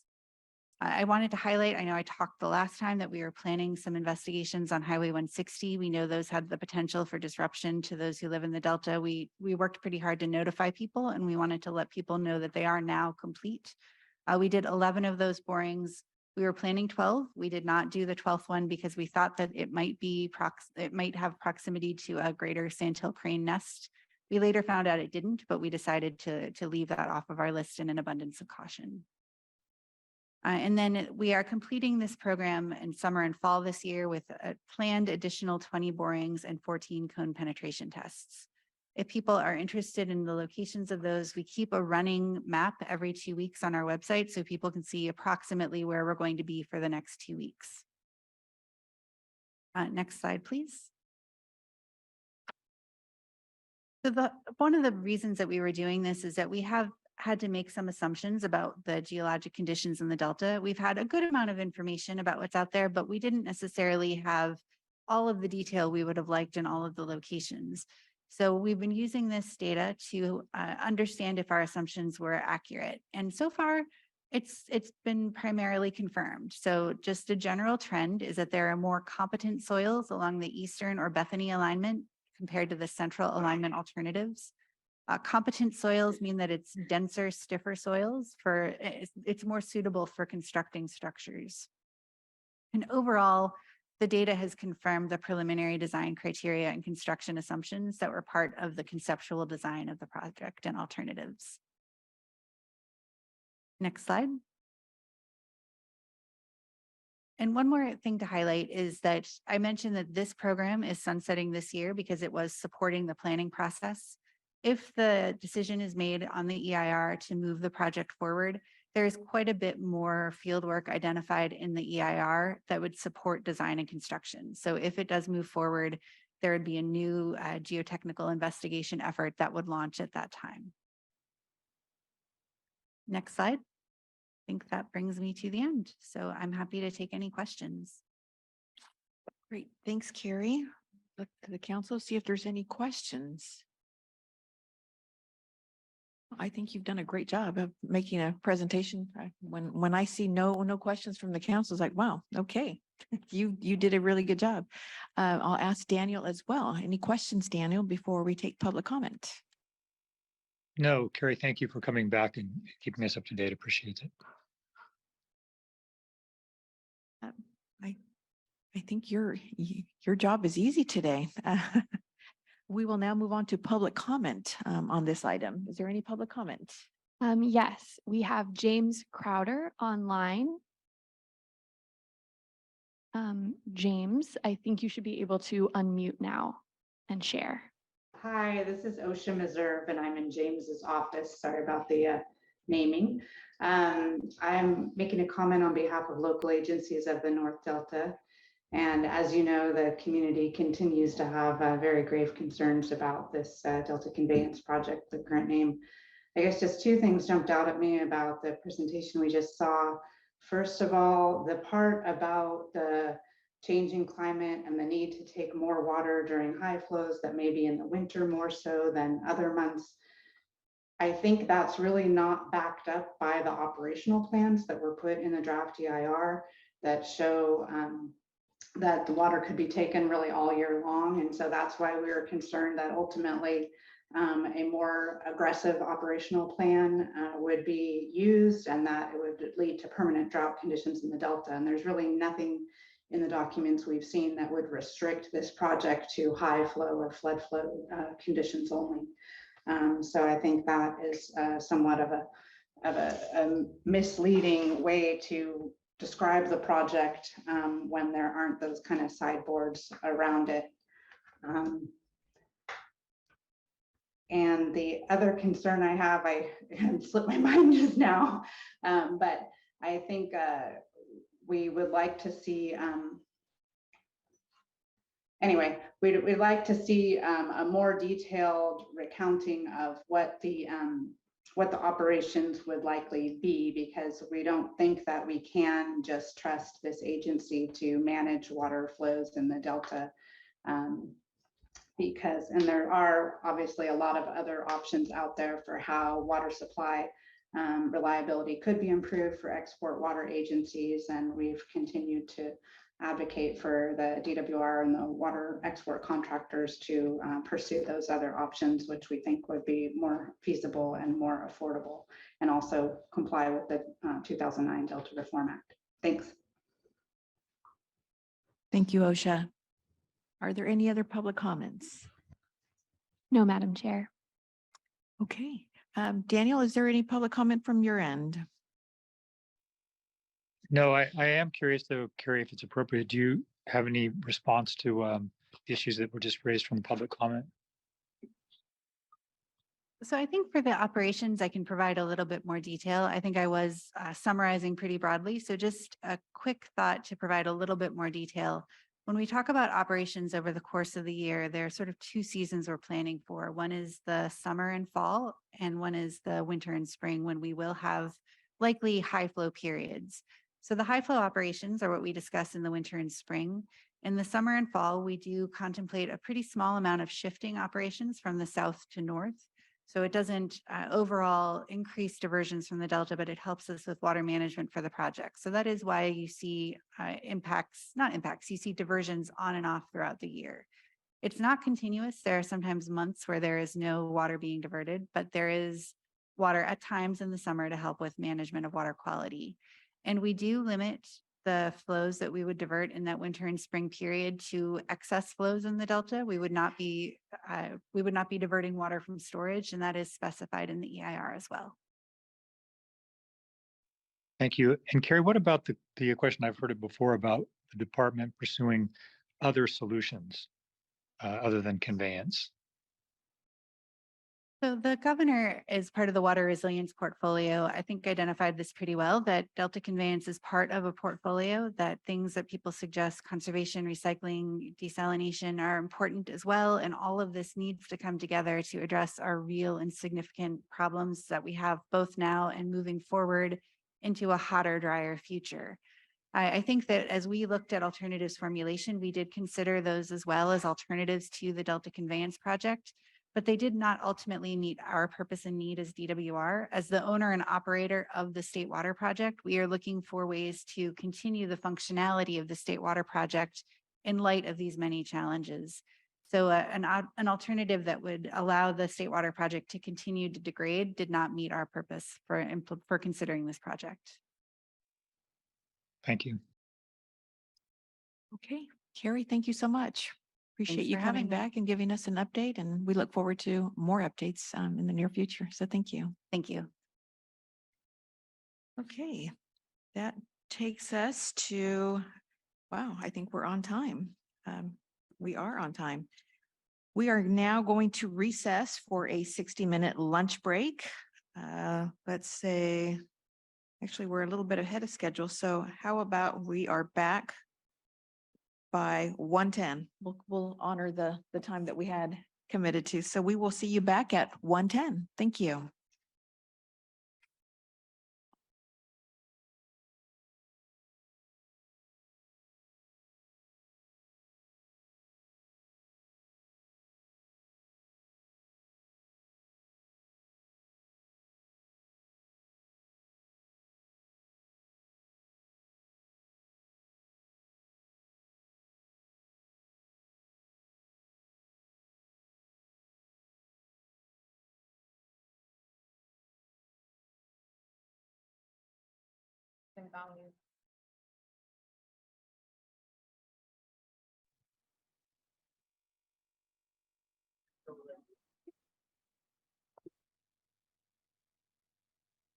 Welcome back to the Delta Stewardship Council meeting. We are back in session. We took a we took a regular lunch break. Daniel, hope you're with us. And we Yes. will now move on. Oh, great, I hear Daniel. We will now move on to item 9, the Delta Adapts update. And for that, we will bring Harriet Ross, our Associate Deputy and Executive Officer for Planning and Climate. Hi, Harriet. There we go. Good afternoon, Chairman Dueño and members of the council. I'm Harriet Ross. It's really nice to be here today to give you an update on Delta Adapts. As you all know, Delta Adapts is the council's climate change study. And today I plan on going over where we are in the process, give you an overview of the stakeholder work group meeting we had last month, review the scenarios and metric evaluations that we presented at that meeting, and to end with key takeaways from that workshop. Let's see, next slide, please. Quick reminder, Delta Adapts is a 2-phase initiative. We completed the vulnerability assessment 2 years ago, and that vulnerability assessment really identified the vulnerabilities that the Delta was exposed to, and it identifies the people, assets, and resources most vulnerable to increased climate impacts related to flooding, drought, and wildfire smoke. And the adaptation plan that we're working on now outlines a set of strategies or a way to respond to those vulnerabilities. Next slide, you'll see here, it's on the adaptation process itself. We spent the last year in that first bubble, it says begin stakeholder outreach. We spent about a year and a half talking to stakeholders. We had 3 sets of focus group meetings for each of the 4 technical topics that the adaptation plan is focusing on. We talked with our planning partners and with many farmers and landowners in the Delta. And through that outreach, we developed a set of scenarios or adaptation alternatives, if you will. We also developed a set of metrics for each of those topics and evaluated the metrics for each scenario to determine trade-offs. And we did this earlier this year. We presented the scenarios and metric evaluation at that June 6th stakeholder work group meeting, and I'll be going over that material with you in more detail. We're currently at the 4th bubble of this adaptation process, so we're over halfway, so that's good news.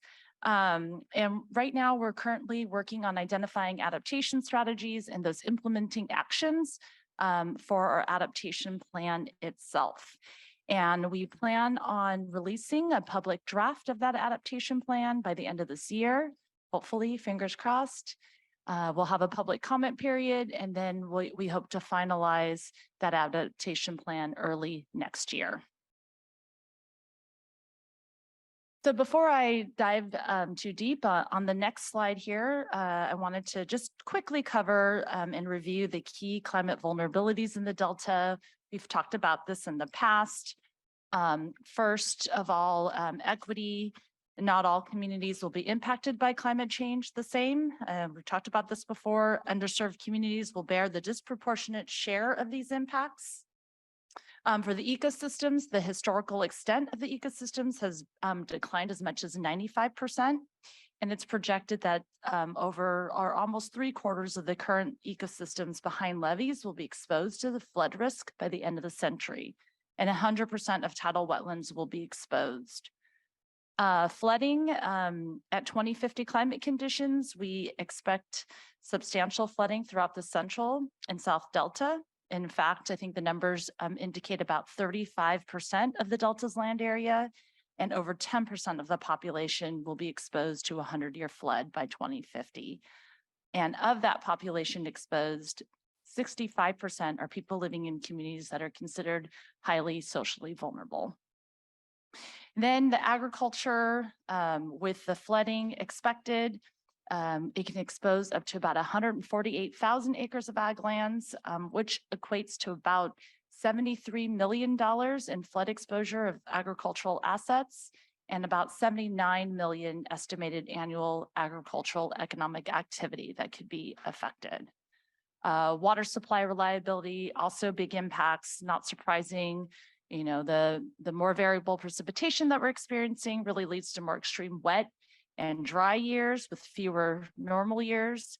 And we're anticipating that Delta exports could decrease by about 10% on average and 20% in drier years. And on the next slide here, you know, these climate vulnerabilities are not just present in the Delta. Much of it is experienced in different parts of the state. But the Delta does contain some unique elements that distinguish the region from the coast and other regions of the state. So first of all, the Delta is the heart of the state's water supply, as we all know, where 2/3 of Californians receive a portion of their water from the Delta. It's a place of ecological importance. Hundreds of unique species live here. Agriculture is the primary economic driver, and products feed people from all around the world. And the Delta is currently exposed to flood risk that is only going to get worse with continued climate change. There are challenges with subsidence in the Delta due to the peat soils, and there are many socially vulnerable populations that may be exposed to flooding and extreme heat in the future.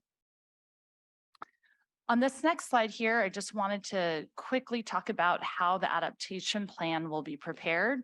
I just went over those key findings of the vulnerability assessment.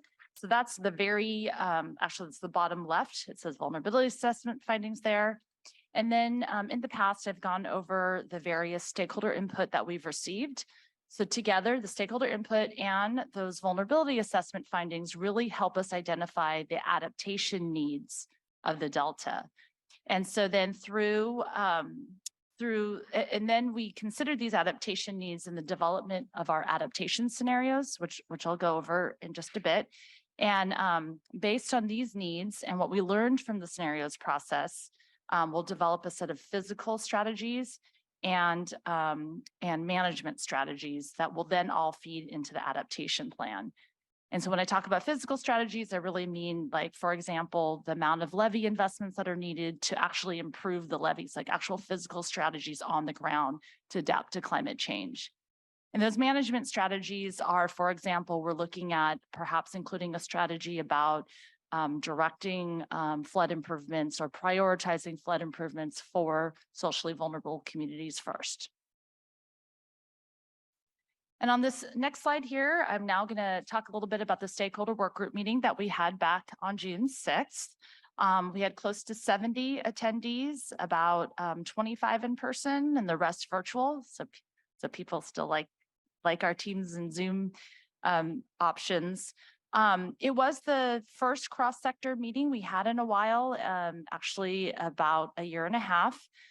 Before this, all the engagement had been at the technical level, at the focus group level, so really focusing on one technical topic.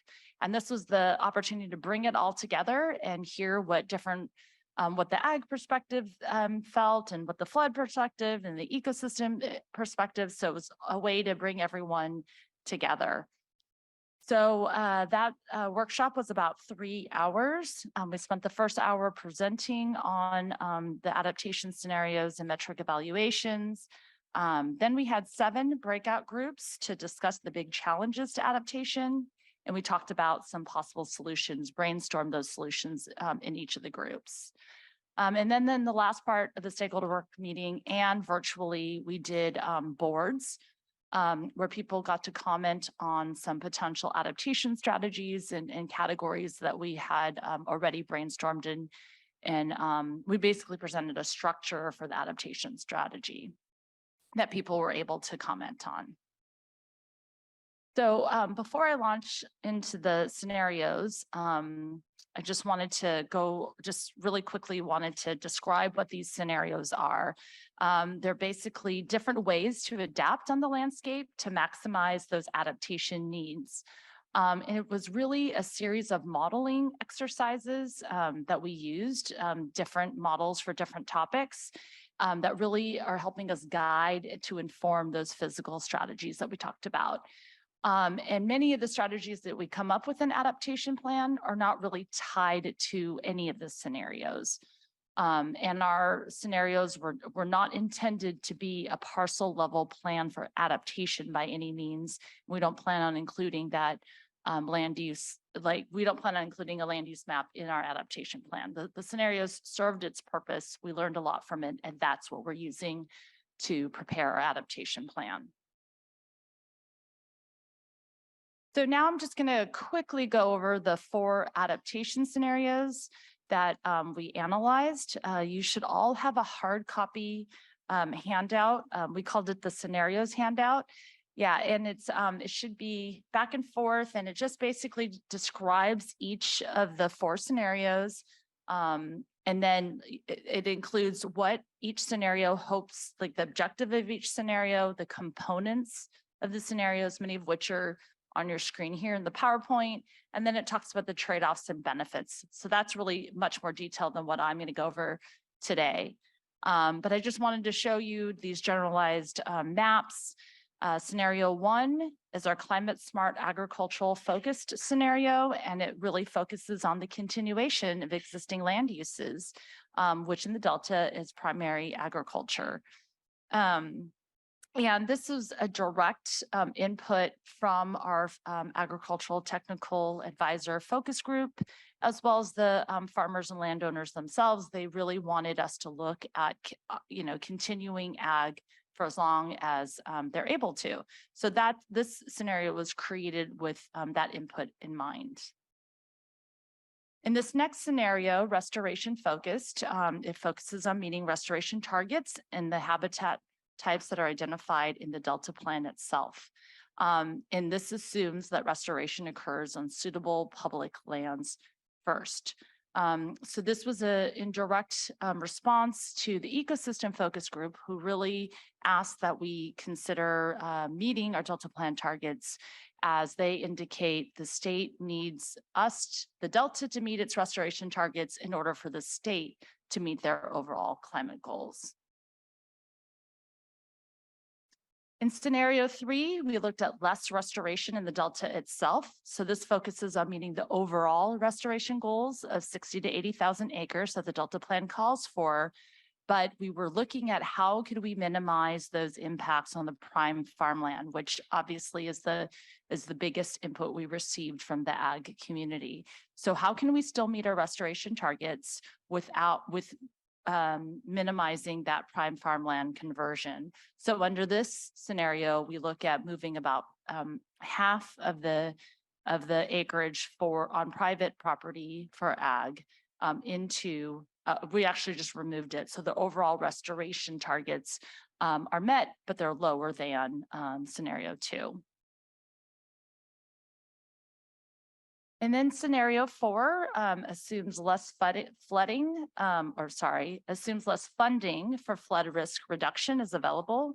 And so this scenario really highlights the Delta's impacts that would occur with less levee improvements.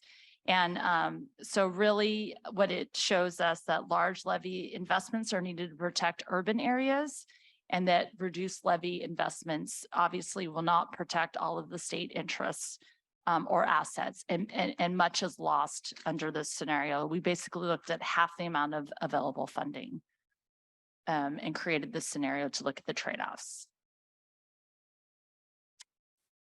And then on this next slide here, we just did a metrics evaluation. We worked with our focus group members to define a set of metrics for each of those technical topics. Basically, we ran our models and did an evaluation. And they basically quantitatively compare trade-offs among the scenarios. And it measures trade-offs related to the ecosystem, agriculture, flood risk reduction, water quality, economics, and equity. So for example, we looked at changes in agricultural jobs and revenue under each of the scenarios, how different amounts of subsidence reversal would affect greenhouse gas emissions, for example, and what are the other impacts. We looked at the levee improvement costs necessary to support each of those scenarios. And another example for equity, we looked at the impacts of the social vulnerable communities and those communities dependent on drinking water wells that are already failing human right to water criteria. And so what all this work allowed us to do was really determine those benefits and trade-offs of each of those scenarios, maximizing agriculture, maximizing restoration, something in between, less funding available for levee improvements. So obviously everything in the Delta is about benefits and trade-offs. There are many, many more than I've listed here on the screen. Some of it is on your scenarios handout. And then a lot of it is really discussed in more detail in our metrics report. So just a quick highlight of each of the scenarios. For scenario 1, the biggest benefit is that it maintains the agricultural jobs and revenue, and it maximizes the protection of prime farmland when compared to the other scenarios. However, because of its land use, there's continued high greenhouse gas emissions.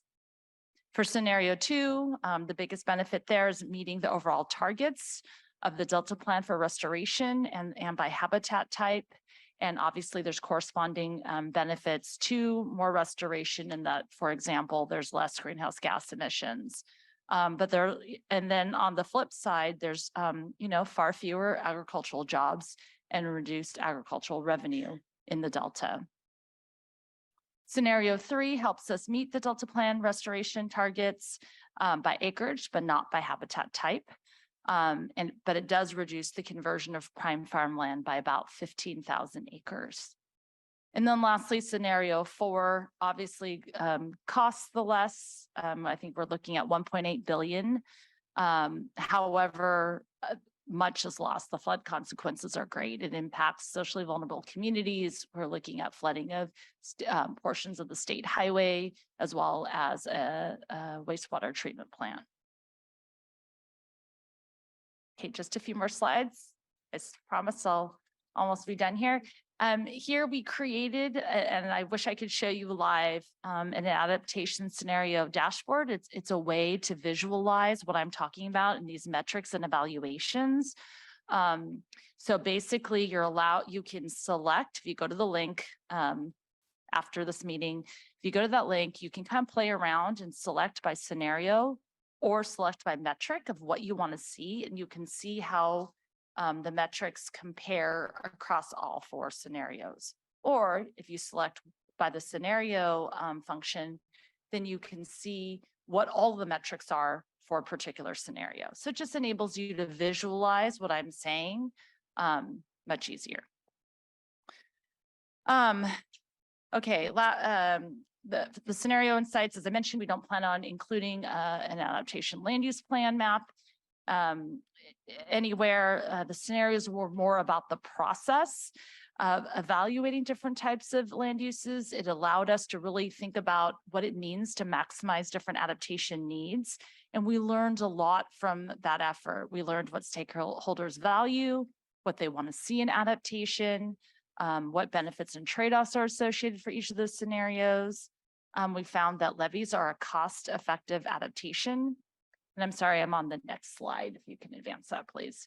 We also learned that public lands alone cannot meet our restoration goals, and that large-scale restoration, as called for in the Delta Plan, will not negatively impact salinity in socially vulnerable communities.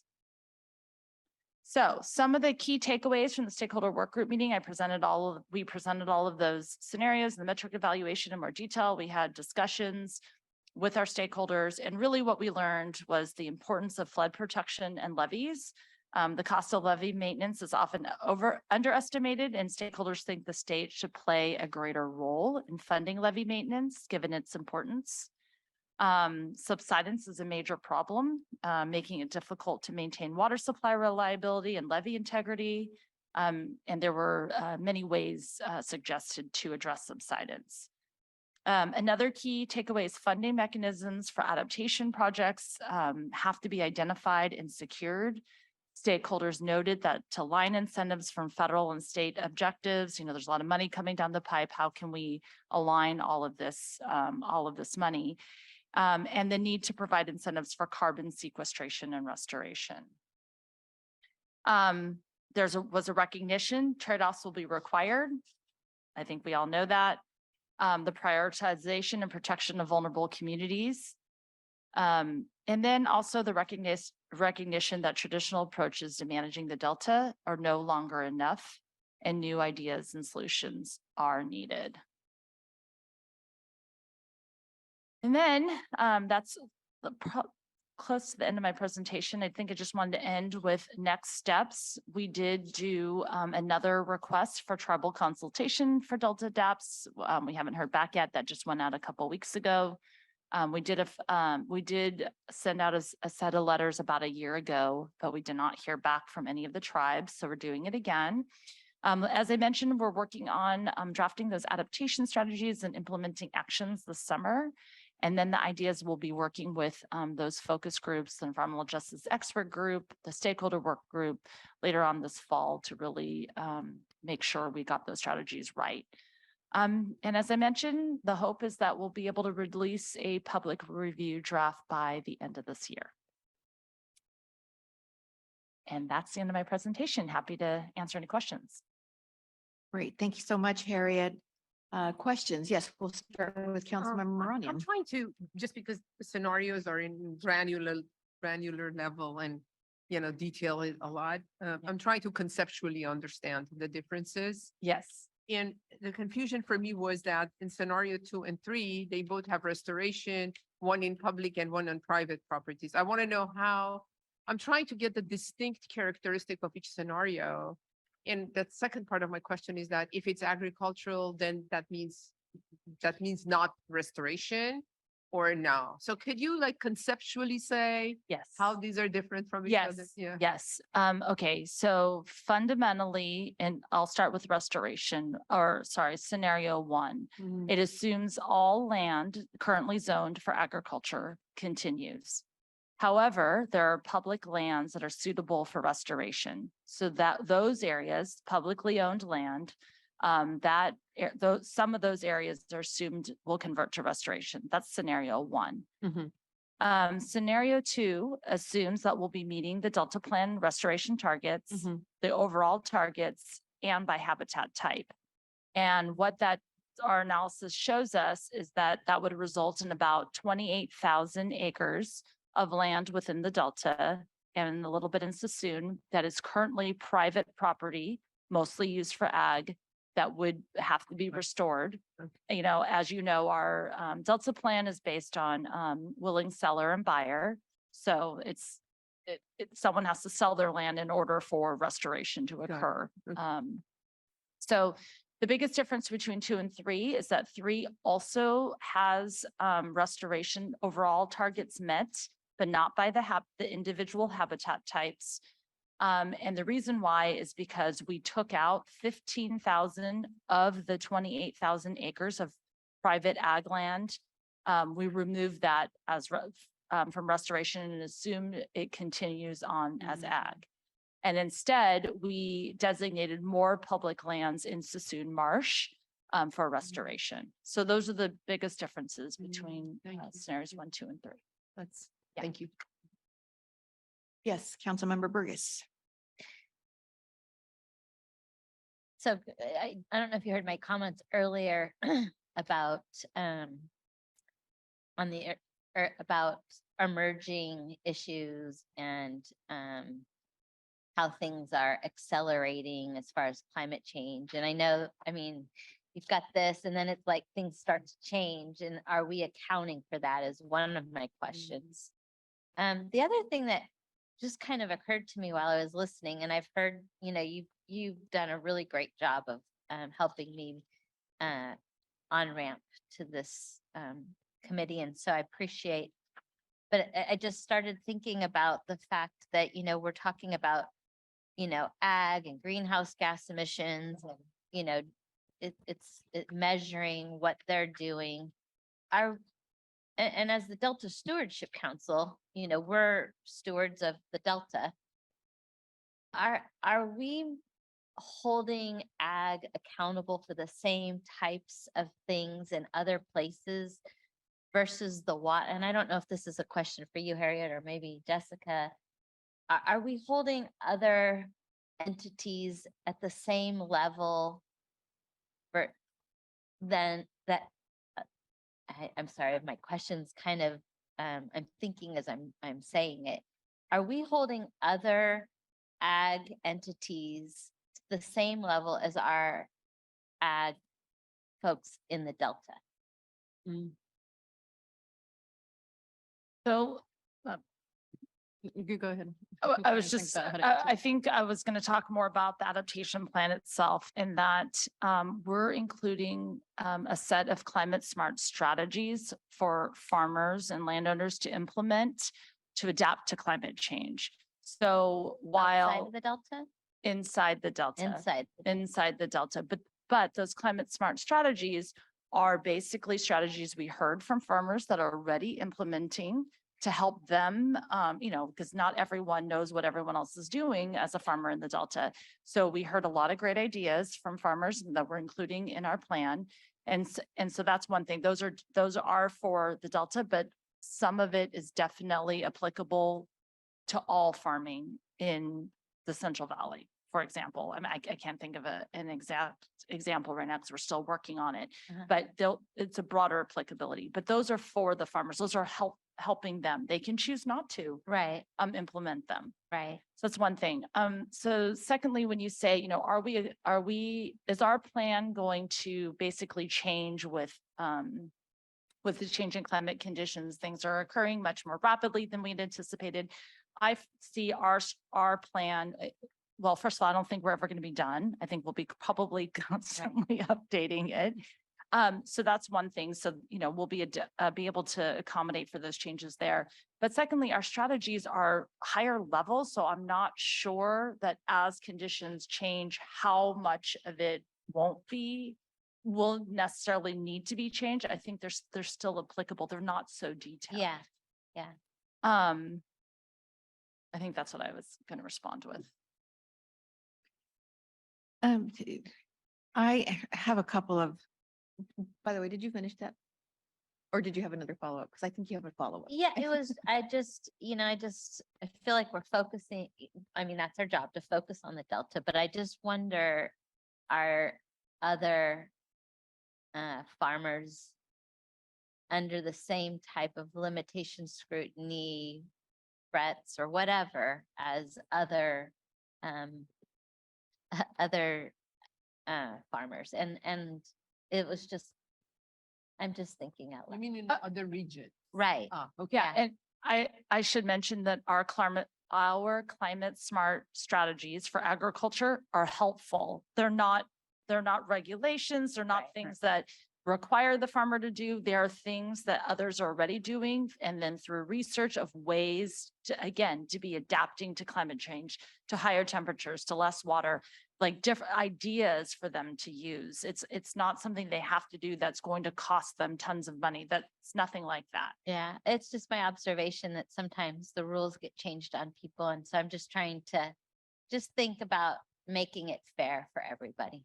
Yeah, and to be clear, I don't think this is about rules. This is about, I mean, I hate to say, we're the government, we're here to help, but it's like we really are trying to generate helpful strategies to adapt to changes that we just know are coming.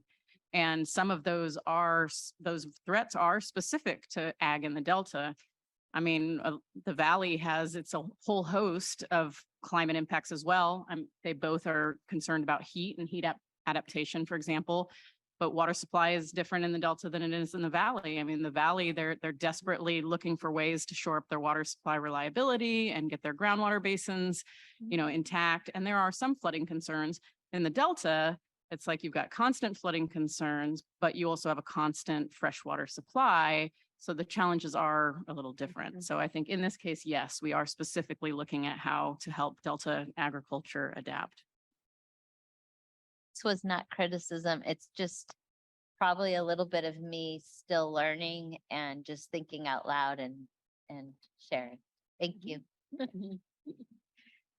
A quick, a couple of observations, and having just participated in the meeting with the Shingle Spring Band of Miwok Indians. They said a couple of things, and I'm really glad that we're continuing to invite their participation. They said a couple of things that really struck me. One is it's imperative that we always have a tribal voice and tribal perspective in all of our work, which I think we all agree. The other thing that was really, and I wrote it down because I thought, okay, that's a powerful statement. One of the tribal members said, restoration isn't always a good thing. And that really kind of took me back a little bit because, up to this point, we're talking restoration, but, they said it and they said it very intentionally. And so I'm looking forward to seeing and hearing what they have to say. But as I take a look at the scenarios and I see that scenario one, where again, it's more ag focused and just recognizing the history, the rich history of the Delta and the Delta farmer and the landowners in the Delta. If I'm not mistaken, some of them are 7 generations in, right? And so I look at scenario one and think, how do we help to propel the ag industry in the Delta? How do we, as a result of all of this work, help them to continue, but adapting in different ways to continue to cultivate their lands, to work their lands?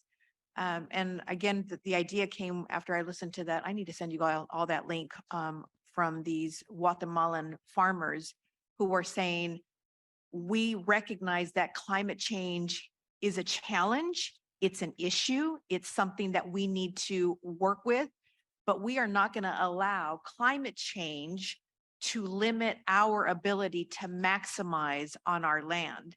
And so I'm wondering how we can take a look at best practices that are happening elsewhere to help our farmers, who also help our farm workers, who are obviously some of the most vulnerable, populations that we have in the Delta, so that scenario 1 makes more sense. As I take a look at scenario 2, for me, that one has the most impact, again, to our farmers and to our farm workers, because it is going to impact the economy, is what I see. I see that one as the most existential economic threat to the Delta. And so, I obviously, we're in the process and we're learning, and I think that you guys have just done a phenomenal job, and I continue to learn, much like the rest of my peers here. But I think that there's still so much more, right? As we're seeing all of these scenarios and how the interlinkings, if you will, the impacts. And I love how you've broken it down, again, benefits and trade-offs. There's no question there will be trade-offs in any and all aspects. But I think the more that we are just thoughtful in how we continue to engage and bring others to the table to be a part of this, so that we can help to elevate those voices that maybe have not been heard in the past. So that was just a comment more than anything. No, thank you. I appreciate those comments, but I do want to be really clear. The agricultural section of the adaptation plan, that is the very intent, is we're culling together strategies that we've heard from other farmers, as well as from other through our research and review of what others are doing throughout the country or in the world. We're partnering with CDFA to come up with those strategies, and CDFA's here trying to figure out, are their funding programs adequate for what they're hearing? So that's absolutely the number one priority for the ag section, is how can farmers continue farming? And we have these strategies that are ideas that we've heard. Great, thank you. Clear on that. Other questions? If not, we will take, is there any public comment on this item?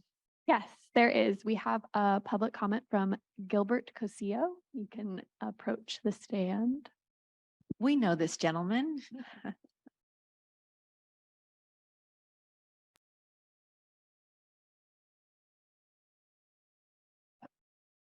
Gilbert Cosio, River Delta Consulting. I hadn't planned to talk, but Harriet got me riled up a little bit. No, it just reminded me, I did go to the stakeholder working group meeting, and looking at some of the things she put on the board, I just wanted to bring up a couple things, and it kind of goes towards your comments, Virginia. I think we're at a place where your staff has done a great job at this 30,000-foot level, but some of the questions that are coming up and the concerns are getting closer to the ground level. What does it mean to Delta's place? What's the tipping point if we lose too much agriculture? I mean, these are just numbers, and you can argue numbers, but at some point, the Delta isn't going to survive. The communities aren't going to survive on and on. I don't know where that is, but that's where I think we need to get going. And then there, I've been in planning processes before. I understand this is a 30,000-foot level, but I have a couple of concerns. One, the people at ground level don't agree with those maps.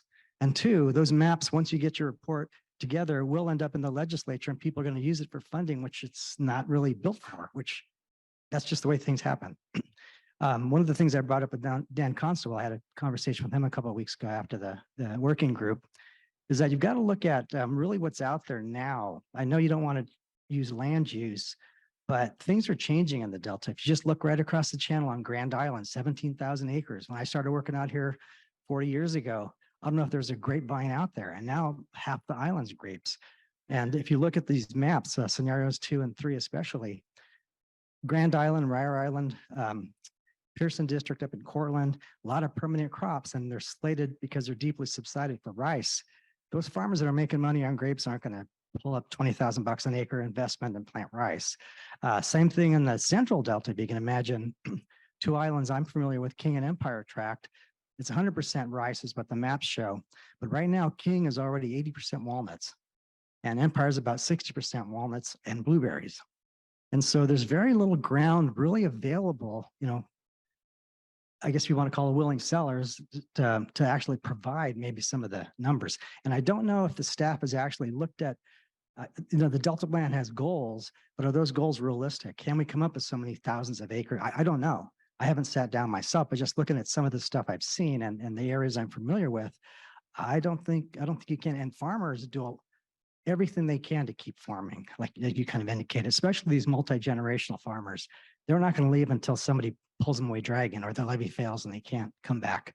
I remember sitting in on a meeting with Jessica Rudnick when she was talking to a district, and she said, what are you guys going to do with sea level rise? And they said, we're going to look at putting in French drains because we'll grow more grapes and put in French drains to pay for the French drains. We'll grow and just put a higher value crop, which is going to defeat the purpose of what we're doing here as far as trying to, get habitat out there. And the last thing I want to say is that habitat doesn't pay the bills. And these levees cost a lot of money. Drainage costs a lot of money. Even with habitat, you're going to have a lot of drainage costs. PG&E is not going down in price, as you know. And so I think it's like I said, the plan's in a good shape right now for the level, but I think the staff needs to start getting closer to the ground. And part of the problem is I can't get the farmers to show up and help out. I mean, we have the 5 or 6 y'all will see at every meeting. I mean, here you are in the middle of the Delta. How many farmers do you have here? So anyway, I think, and I'll help out as much as I can, but it's just hard to get everybody together. But we do have to start bringing this down to the ground level and try to figure out, is this going to be doable or not? Thank you. Thank you, Gil. Appreciate those comments. Is there any other public comments? Not from our location. Okay. Daniel, is there any public comment from your end or from you? No comment here. Thank you. Okay, thank you. Okay, again, Harriet, thank you so much for that presentation and look forward to upcoming updates. All right, we will now move on to item 10, and this is a presentation on the Delta Education Program. And for that, I believe we have Dr. Larson, our executive. Well, no, we have our lead scientist that I think is supposed to be making this introduction. Laurel, are you there? If I was getting promoted there. Yeah. Thanks, I am here. So I'm happy to kick off this panel while they're coming up. And I'll just set the stage by saying that this panel was organized in response to some questions, or I should say urgings from Chair Medueno several months ago on really the need to be quite present in education and outreach, particularly within local communities. And so chairing this panel will be Lynn Takata, who is Senior Environmental Scientist with the Delta Science Program. She's part of the Science Communication, Synthesis, and Decision Support Unit. You might know Lynn because she is the face behind, or one of the faces behind the Delta Science Spot and the Delta Breeze newsletter. And I'm going to turn it over to Lynn to introduce the other panelists. Good afternoon, council members and Chair Medueno. And thank you, Laurel, for that introduction. So today I'm going to give you a very high-level overview on some of the science communication efforts happening within the Delta Science Program and the council.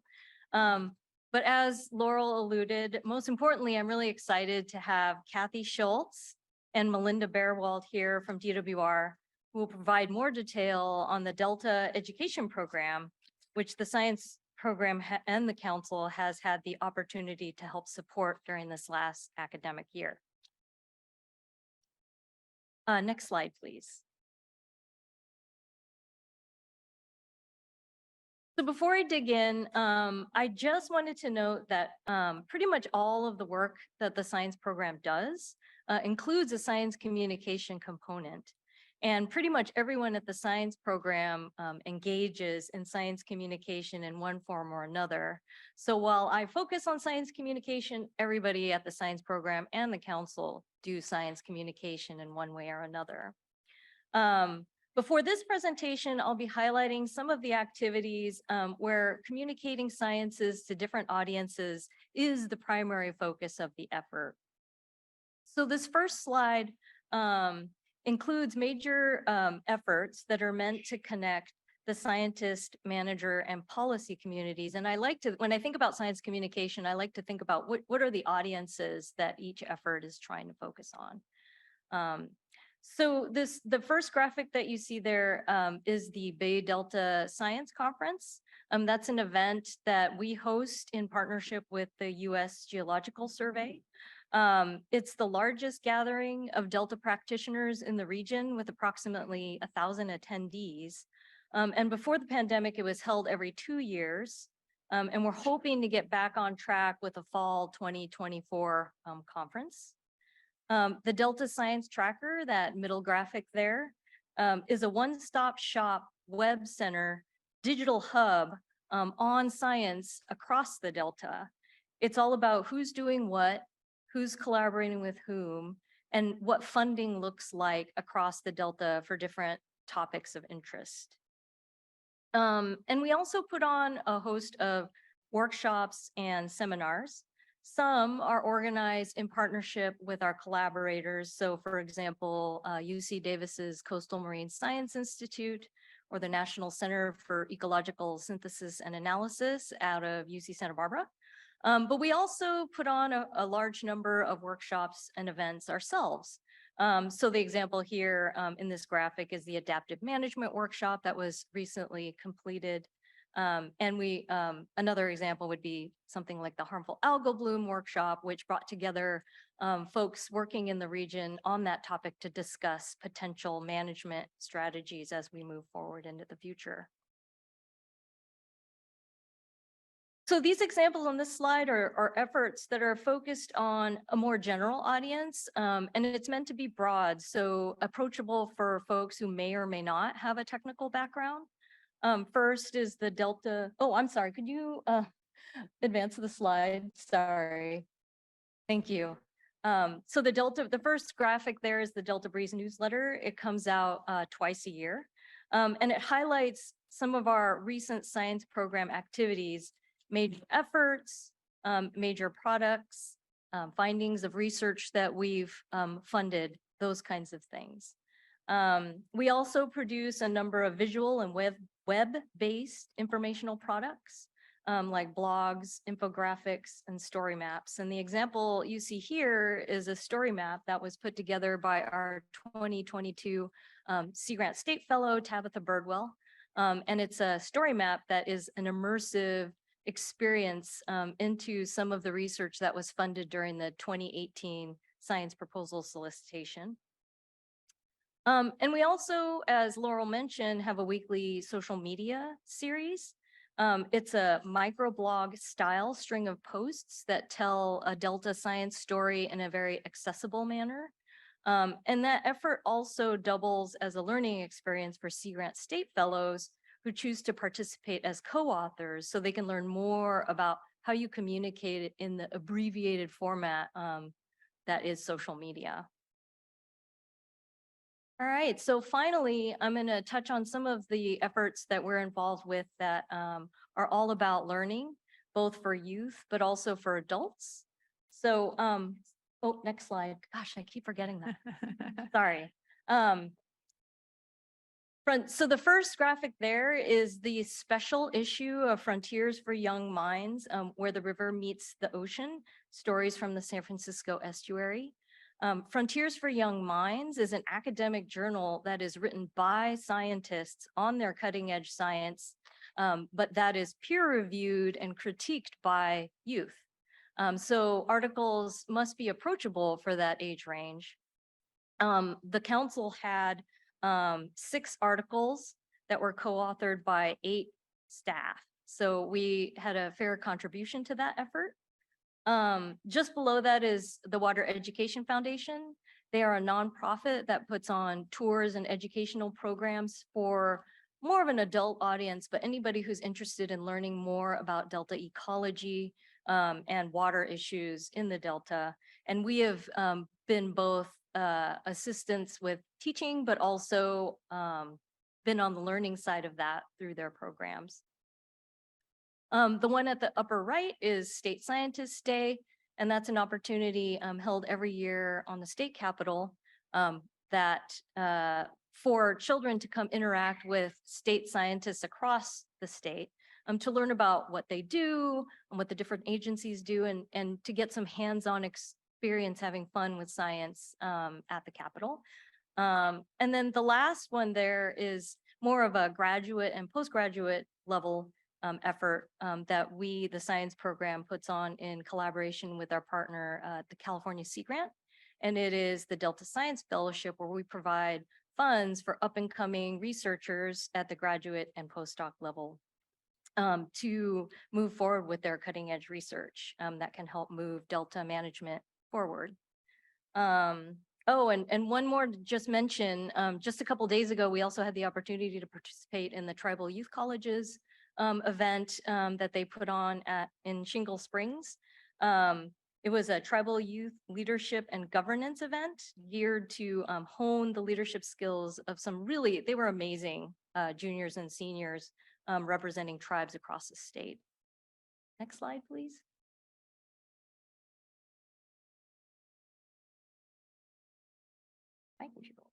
Okay, and finally, without further ado, I want to introduce my slides. Melinda Bearwald and Kathy Schultz. They are the pioneers and shepherds of the Developing Environmental Literacy Taking Action Delta Education Program. Melinda is a manager of DWR's Collaborative Science and Innovation section, where she leads projects including the development of genetic technologies to monitor rare species, and also the captive release of Delta smelt to the wild, the release of captive Delta smelt to the wild. Kathy Schultz is the water education specialist at DWR, where she oversees K through 12 education. She has over 20 years of experience in formal and non-formal education across California, Oregon, and Washington. So with that, I'm going to hand it over to Melinda. Great. Thanks, Lynn.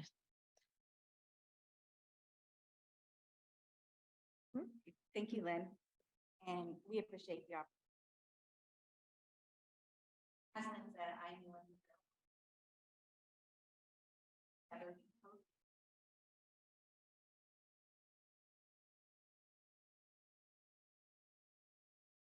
Federal and state.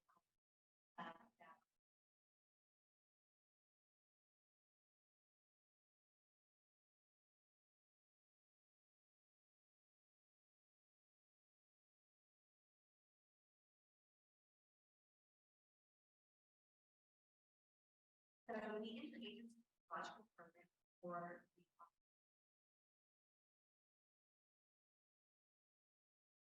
the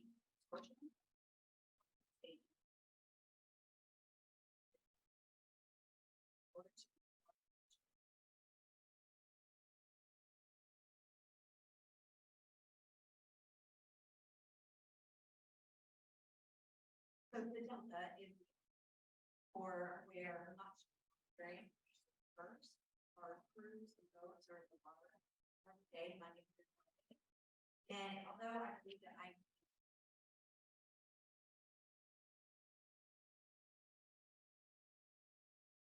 would, and that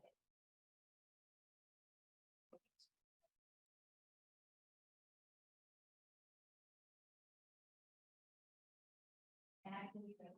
Thank you for turning that on. I believe that this is a missed opportunity for us for establishing awareness and trust of our activities, as well as building connections with the community of which we go and serve and are a part of on a daily basis going into their area. Next slide. So to move in that direction, we officially launched the Delta Educational Outreach Program in 2019 with the intent to reach and serve and help connect two different groups. The first being children in the Delta. For them, we want to foster an engagement and excitement in science in general, as well as increase their awareness of the relevance of the Delta itself to their daily lives, and additionally, the importance of the Delta for the state as a whole. We also wanted to be able to let them get exposure to scientists with really diverse backgrounds and what they study, so that they would then these scientists could speak to them in approachable terms about the work that they do, so that those kids could then begin to think, is science a good career for me as well? So that's our first audience. The other one is actually the agency scientists themselves. They, as I said, often go into the Delta system, but they don't often engage with the community. So we wanted to give them the opportunity to increase their engagement with the community of which they go and do much of their work in. Also give them opportunities to practice explaining scientific concepts in terms that regular folks can understand. And we also wanted to be able to give them a chance to have some fun, bringing science to a wider audience, because that is not something that we get to do most days. Next slide, please. So when trying to build an educational outreach program, the importance of building partnerships cannot be overemphasized. I am a scientist with no formal education-related training. So I knew right away that I needed to bring somebody in with me to work on this that had the experience needed. And that person is right next to me, Kathy. She is, as Lynn said, the water education specialist for the California Department of Water Resources. And she has the knowledge and expertise that this program needed to succeed. Next, we then went to the Solano Resource Conservation District, and in partnership with them, we're able to build educational curricula and supply materials that were customized to our needs. And it was also quite fortuitous that we were able to collaborate with Solano RCD on this program, because they have already established the connections with Delta schools. They go there very regularly, and they go and have established connections with the teachers and the students to the school that we had decided that we would like to pilot our program in, which is the Riverview Middle School in Rio Vista. That school originally in 2019 had grades 6 through 8 in it. Since that time, the 6th grade has moved to D.H. White Elementary School, also in Rio Vista. So we go there now too. And last but not least is the scientists themselves. We needed to partner with them. It is something where you will not find in any of their job duty statements that this is something that they are supposed to be doing. Instead, this is 100% voluntary and on top of their regular work commitments. So it's a big ask because a lot of them have very heavy workloads. So we are very grateful to the scientists at the Delta Stewardship Council, the California Department of Fish and Wildlife, California Department of Water Resources, and the U.S. Fish and Wildlife Service for being able to volunteer their time to make this program a success. Next up, Kathy's going to be talking to you about some of the primary considerations that we had as we developed this program.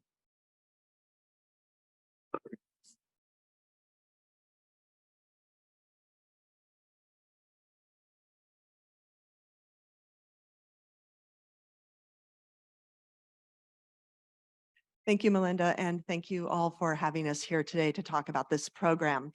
As Melinda said, developing this program really relied on multiple people and building really strong partnerships.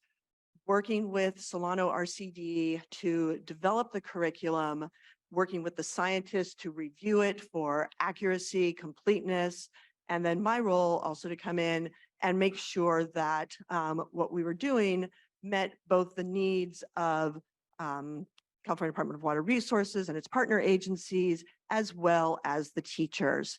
So there was a lot that went into developing the educational curricula. And can you just go ahead and hit the advance button and bring up all the animations?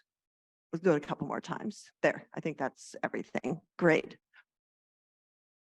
So while I think all of us in this room and everyone at DWR would really like for all Californians to learn lots about our water resources and the importance of the Delta, these aren't actually topics that are included in our state standards. It's not something that kids are tested on.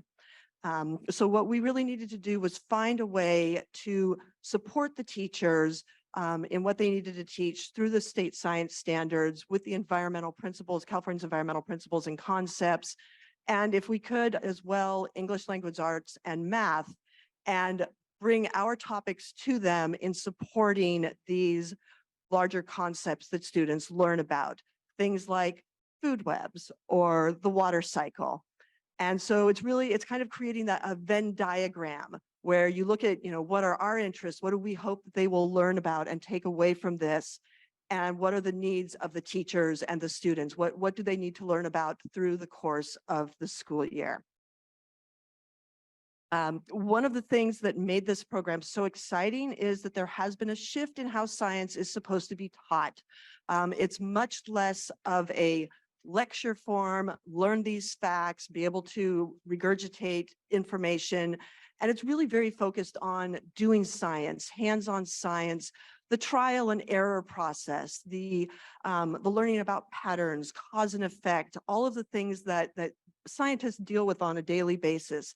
So being able to bring scientists in and develop lessons that in some ways model the work that they're doing in the field and be able to talk to the kids about what it's like being a scientist, that it's not a linear path, that the answers are not always obvious, really helped us bring some very strong, meaningful, and relevant lessons to the students.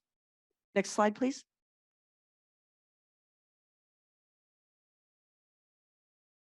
So one of the, okay.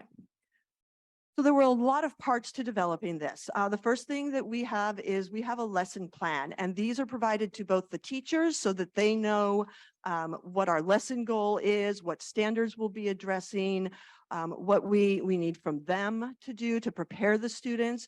These are incredibly detailed. They include talking points for the scientists, not a script entirely, but talking points to make sure the key messages get across, as well as directions, timeframes, how long the activities should take. These are very thorough, very complete lesson plans.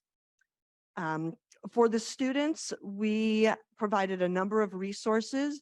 In 2023, so when we went in this year, the 2022-23 school year, we were able to give them some of those Frontier for Young Minds articles that Lynn mentioned earlier. In addition, the students all receive a workbook, which has some brief reading sections that they can do to familiarize themselves with the topics we'll be teaching about, as well as worksheets where they can record their data, just like a scientist would in the field. We also have slide decks that are prepared so we can do brief PowerPoint presentations to the students. It's a very, very comprehensive set of resources that we developed. Next slide, please. But it's not enough to just hand somebody a lesson plan and say, okay, here it is, go read from this plan. It takes time. Teaching is hard work. If anybody had kids home during the pandemic, you know, teaching is really hard. Getting kids to listen to you is really hard. So with our scientists in preparation for each of the lessons we're going in to do, we do a 1 to 2 hour session during which we walk through each of the lesson plans. We go through some of the activities so that they know how to lead them with the students. We review the PowerPoint presentation, and we talk about classroom management.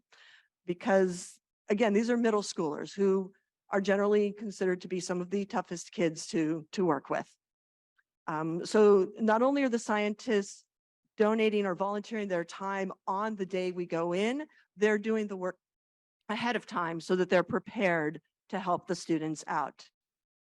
So I'm going to turn it back over to Melinda now, and we're going to walk through each of the programs with a few details on how they differ. Next slide, please. Okay, so in 6th grade, students, one of the things that they study is the water cycle. And this provides a wonderful synergistic opportunity for them to also be able to understand California's water resources at the same time from the scientists and engineers helping to manage it. So we let them give them lessons about why we need to store and move water in our state, as well as the infrastructure that is in place to do so. And they get to practice as well, being engineers for the day and devising their own water infrastructure system for both transport and delivery. We also begin introducing them to the Delta ecosystem in 6th grade. And that involves both the species, some of the species that are in the Delta, their interactions with each other, as well as the environment, by playing a dice game where it is focused on the food web in the Delta. And next, we're going to take a look inside a 6th grade classroom during a discussion about why it matters if the Delta smelt goes extinct. Next slide, please. Why does it matter that the Delta smelt are going extinct? Here yet? Because they are only found in the Delta. They're only found in the Delta. That's very good. They're endemic to the Delta. It helps other things in the Delta. It's not just there. It's just it helps the salmon, which we eat, and like other animals that other things feed to survive. It's just like a circle of life, and those like he said, if something's removed, then it's just that word. Yeah, so it's part of this ecosystem. Every part is really important. Yeah. It sounds like you were describing the food web. Yeah. They're an important part of the food web and stuff. That might change that what you said. Next slide, please. So that was 6th grade. And then in 7th grade, next slide. Thank you. In 7th grade, the lessons are, in my mind, the most intensive of what we do and put on. But it's also my favorite, the 7th grade lessons. And that's because it gives the students an opportunity to go into the real world of what interagency ecological program scientists actually do on a day-to-day basis by focusing on ecosystem monitoring in the Delta. We start with lower trophic monitoring. So those are include some of the little critters that live in the water that other fish might eat. And we bring the Delta water into the classroom and give them a chance to look up close at what is living in that water. And this is something that they would never actually do when they're fishing or swimming in the Delta. It gives them a chance to see it, a hidden peak. And next, we're going to take a look at a discussion that occurred in a 7th grade classroom after looking at that water, as well as having a chance to do some informal science career chatting. Next slide, please.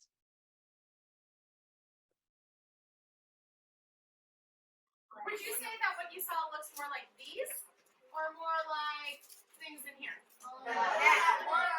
So you guys saw more of the second slide. Is that correct? Yeah. And looking at these macroinvertebrates, do you guys kind of have an idea of why we might be doing biomonitoring? Yeah. So you can monitor the species and see if they're doing okay? Yeah, exactly. We want to know if the species are doing okay, and we can use those to help us understand if the ecosystem as a whole is doing okay. I didn't figure out what I wanted to do until I was like 19, 20, it took a while, but that's okay.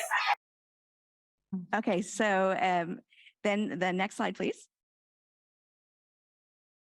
So the first day in 7th grade is classroom focused, but the second day with 7th graders, we let them have a taste of what field sampling really looks like by taking them to nearby Sandy Beach Park and setting up stations to have them experience different types of monitoring techniques routinely performed by scientists. So for instance, for sediment sampling, they look at the benthic invertebrates, they conduct water quality assessments, they do a comparative lower trophic study with actual scientific hypotheses and analysis of the results. And they also watch a beach seine being performed by scientists.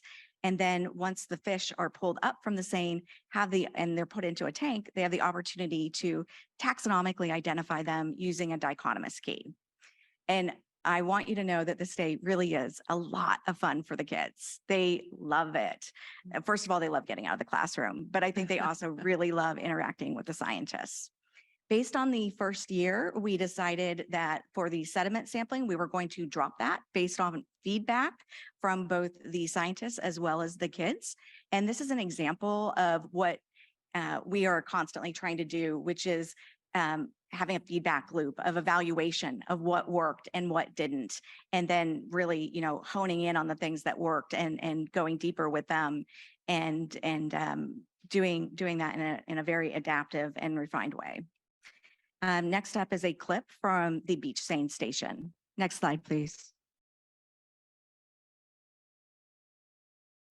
You guys get to be part of an actual fish survey, and they're going to be collecting data from today, and it's going to be going into all the different databases and things that we do as part of our scientific process. So, yeah.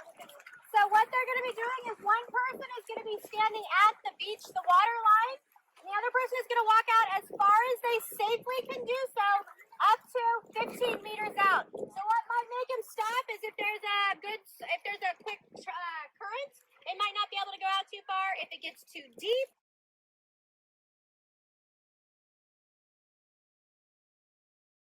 So next slide, please.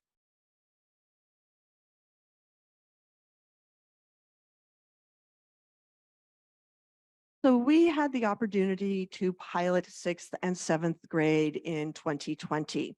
As a matter of fact, the 7th grade field experience was 2 days before all the schools shut down. So we were really happy to get that in and to give those students such a great experience right before everything kind of blew up. Unfortunately, we did not have time to do 8th grade in 2020, and due to the rocky rollout back into schools, we didn't actually go back until this school year. So this year was our second year working with 6th and 7th graders, and it was our first year working with 8th graders. And so as Melinda said, in 6th grade, they learn about the water cycle, how water moves throughout California. 7th grade, we're really looking at the ecosystem and the health and water quality in the Delta.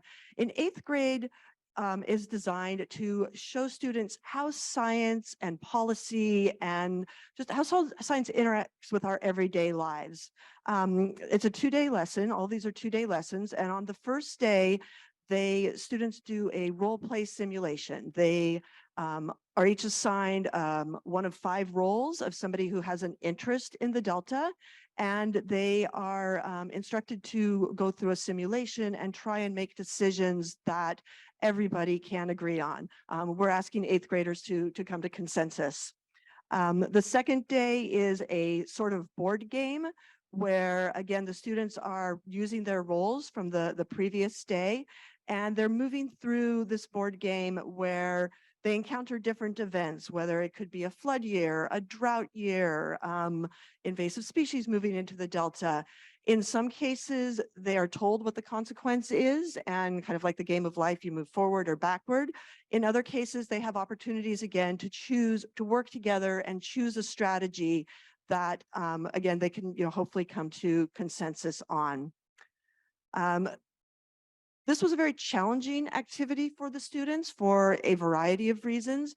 And so we are currently discussing, like Melinda said, we want to make sure that these work, that the students are benefiting from these. And so we're currently discussing making some modifications to it for the upcoming year. Slide, please.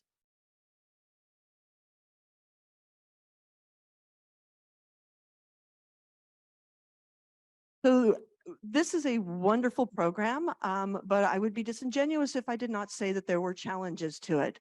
One of the challenges is teacher turnover. There's a lot of teacher turnover, and this results in us having to make new contacts every year with new teachers, explain what the program is, what the benefits are.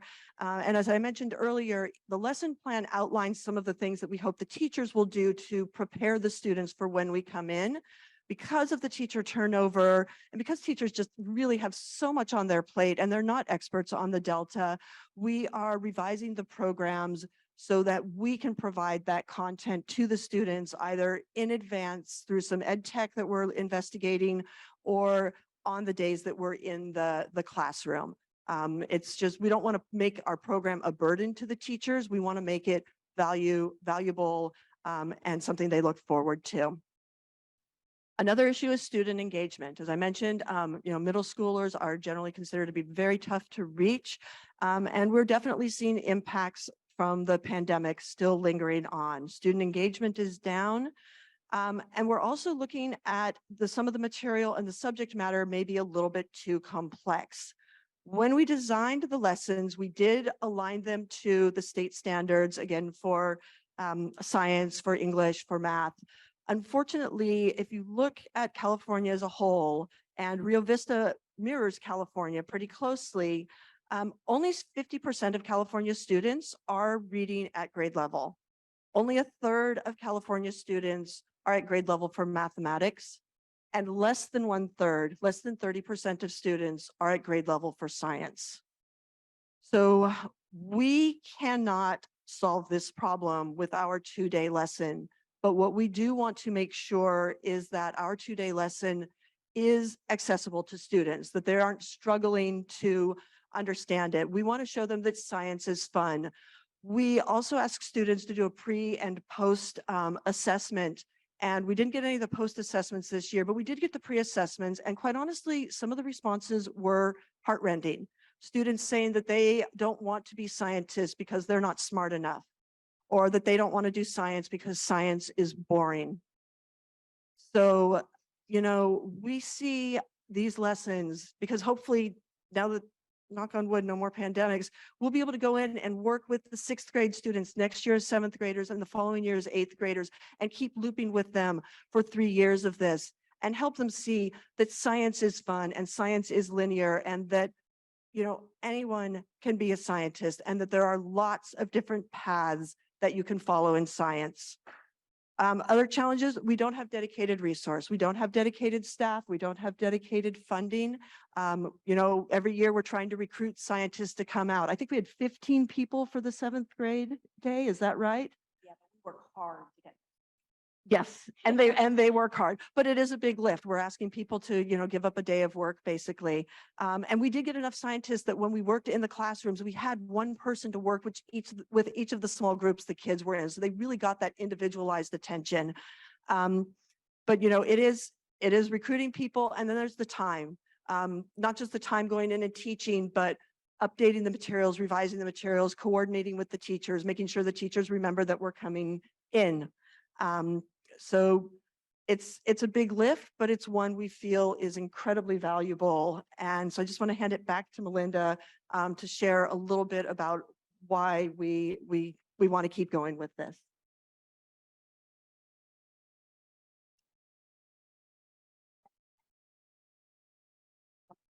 Next slide.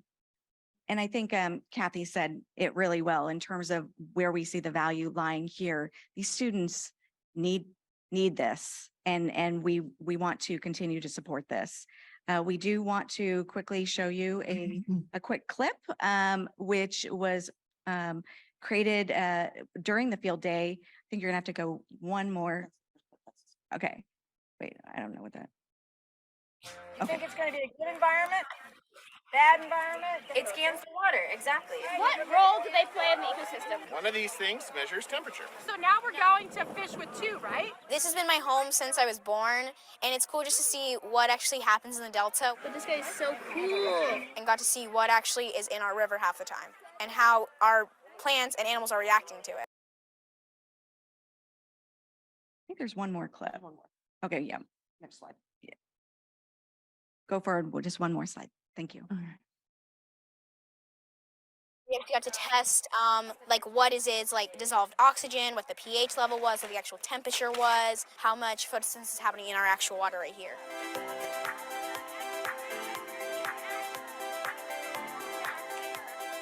I think it really empowers the kids to think like, oh, maybe I can do this. It's not such a distant thing that's like impossible. I always thought of being a scientist, but now it makes me want to go more into a biologist way.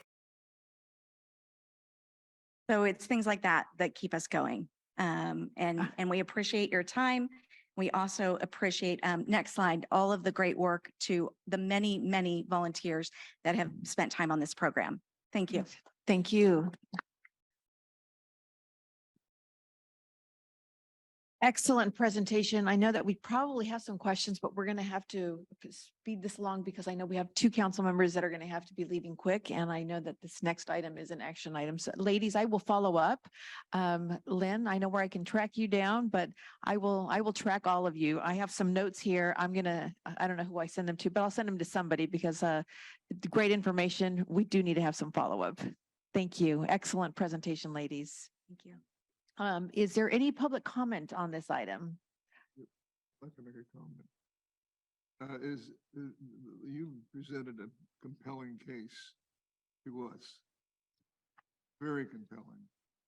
And, the question I have is how can we help? And I know that that's a general question, but obviously there are specific aspects to that question that really involve us as people, as board members, as an organization. And I want to know specifically how we can help your efforts to accomplish what you were trying to do, which I think is absolutely fundamental to everything we do.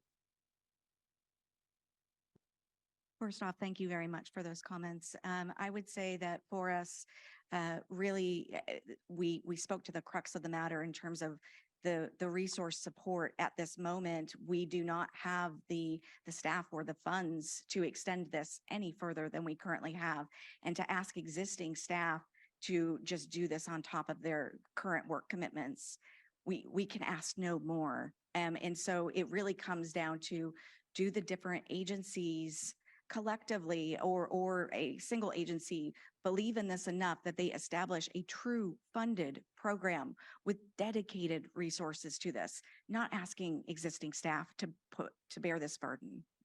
That's what I would say. No, there's clearly a lot that we need to do, and we want to see you succeed. We want this to succeed. It's the fundamental and existential reason for me asking how we're doing more outreach in the communities, especially those underserved communities. But I will follow up because there's a tie-in between what he just said, the judge said, and my comments. So I'll have them in writing to you. Thank you again, ladies. Thank you very much. Is there any public comment from your end, Daniel? No, maybe I'll join your follow-up process. I was just curious how these tremendous people deal with the issue of climate change, which is the context, I think, around all of this, but I would imagine could be controversial in a school setting. I was just wondering how you do that, but maybe we'll save that for the follow-up. Okay, sounds good, Daniel. Thank you so much. We will now move on to item Madam 11. Chair, Yes. there is no public comment for this location either. Oh, okay. Thank you. Thank you. Yes, we need to make sure that we don't have any public comment on this end. We will now move on to item 11, and this is consideration and possible adoption of revisions to proposed rulemaking for section 5001 definitions and section 5012 Delta Levies investment strategy, Delta Plan Policy RRP1 of Title 23 of the California Code of Regulations, D-List Resolution 2023-05. And for that, we have Deputy Executive Officer for Planning and Performance, Mr. Jeff Henderson. Thanks, Jeff. Thank you, Chair Medueno. PowerPoint, please. Thank you. No further introduction other than we are here to discuss some minor revisions to the We're here to discuss some minor revisions to the Delta Levies investment strategy regulatory language that was provided to the Office of Administrative Law. Essentially, part of that process is they review what we submit and provide us back some comments. Some of those comments led us to recirculate those regulations for a 15-day comment period. And essentially that is the purpose of today's item. Next slide, please. So I'm going to just take a few minutes to talk about where we are in the rulemaking process, describe quickly the proposed modifications that we have put forward to the proposed regulation, quickly hit on comments and responses received, and summarize what our staff recommendation for today is. Next slide, please. So the summary on this slide describes the DLIS rulemaking process that's occurred since August of 2022. But I do want to highlight this was preceded by roughly 8 years and more than 40 council meetings concerning policy development, stakeholder engagement, Delta Plan amendments, initial rulemaking efforts, and consideration of new data that has all led us to this point. So on August 26th of 2022, staff published a notice of proposed rulemaking to amend portions of the California Code of Regulations pertaining to the Delta Levees Investment Strategy, or DLIS.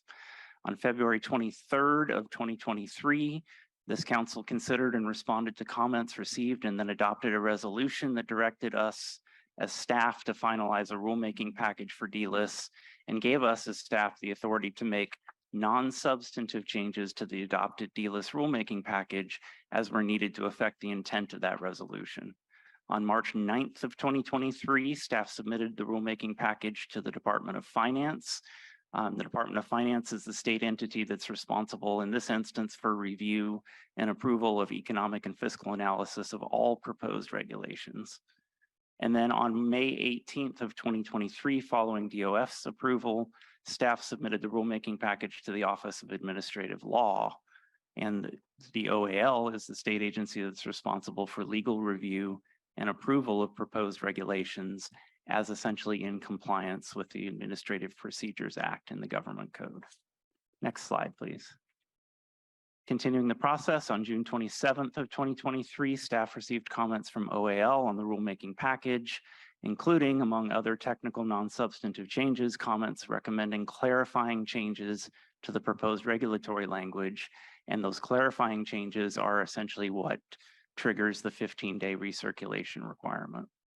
On June 30th of 2023, based on receipt of those comments and with the intent to conduct a recirculation, staff withdrew the rulemaking package that was submitted to OAL in order to address those recommendations.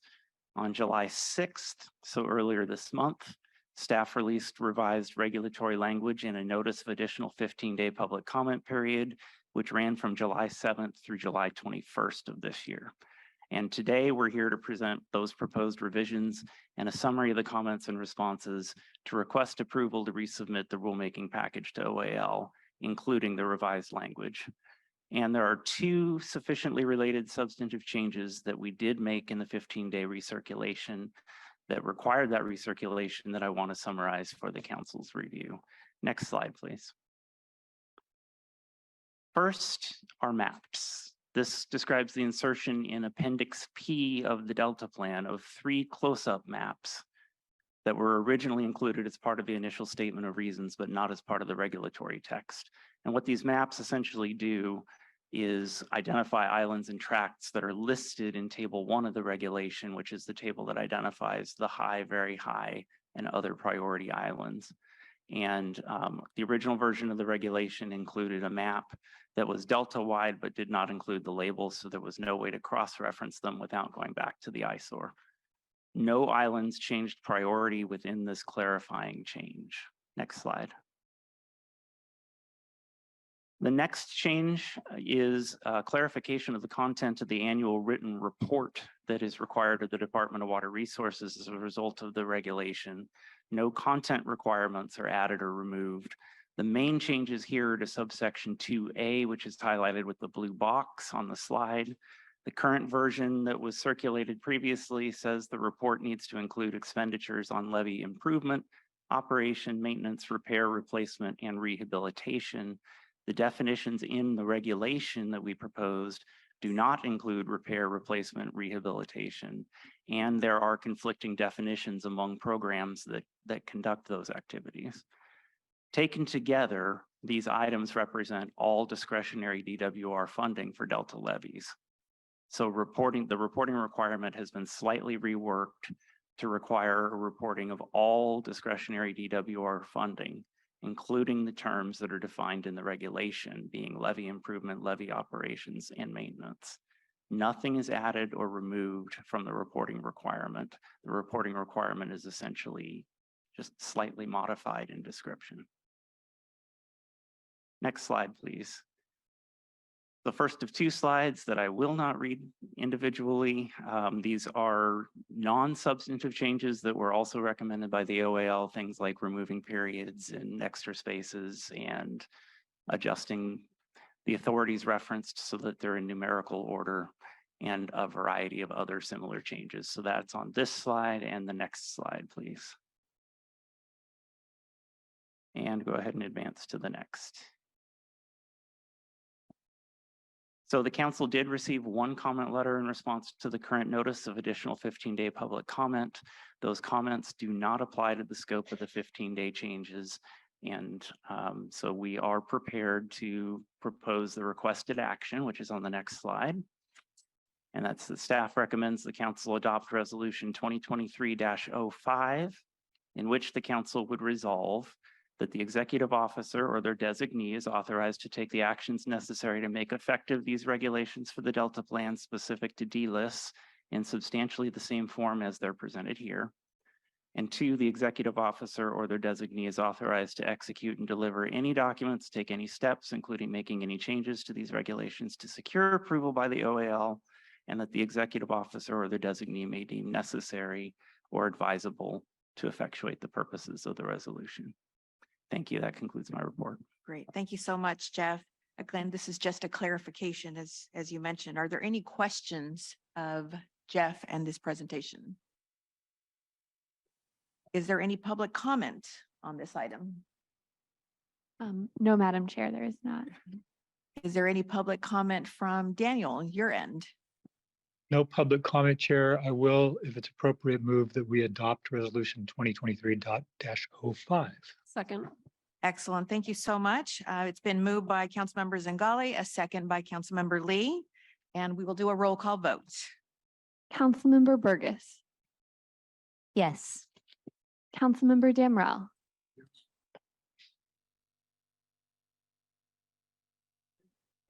Councilmember Hueso. Councilmember Lee. Aye. Councilmember Zingali. Aye. Councilmember Moranian. Chair Madueño. Aye. Motion passes unanimously.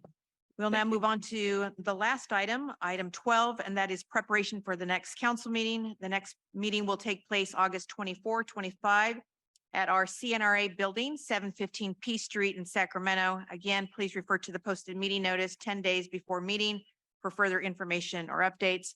I thank everybody for today. It was an excellent opportunity to be out in the Delta again here in the beautiful city of Ileton. Again, a big thank you to the city and to Mayor who was able to join us earlier.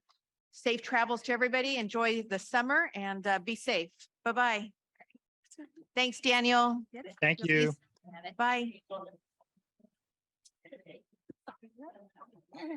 Thank you.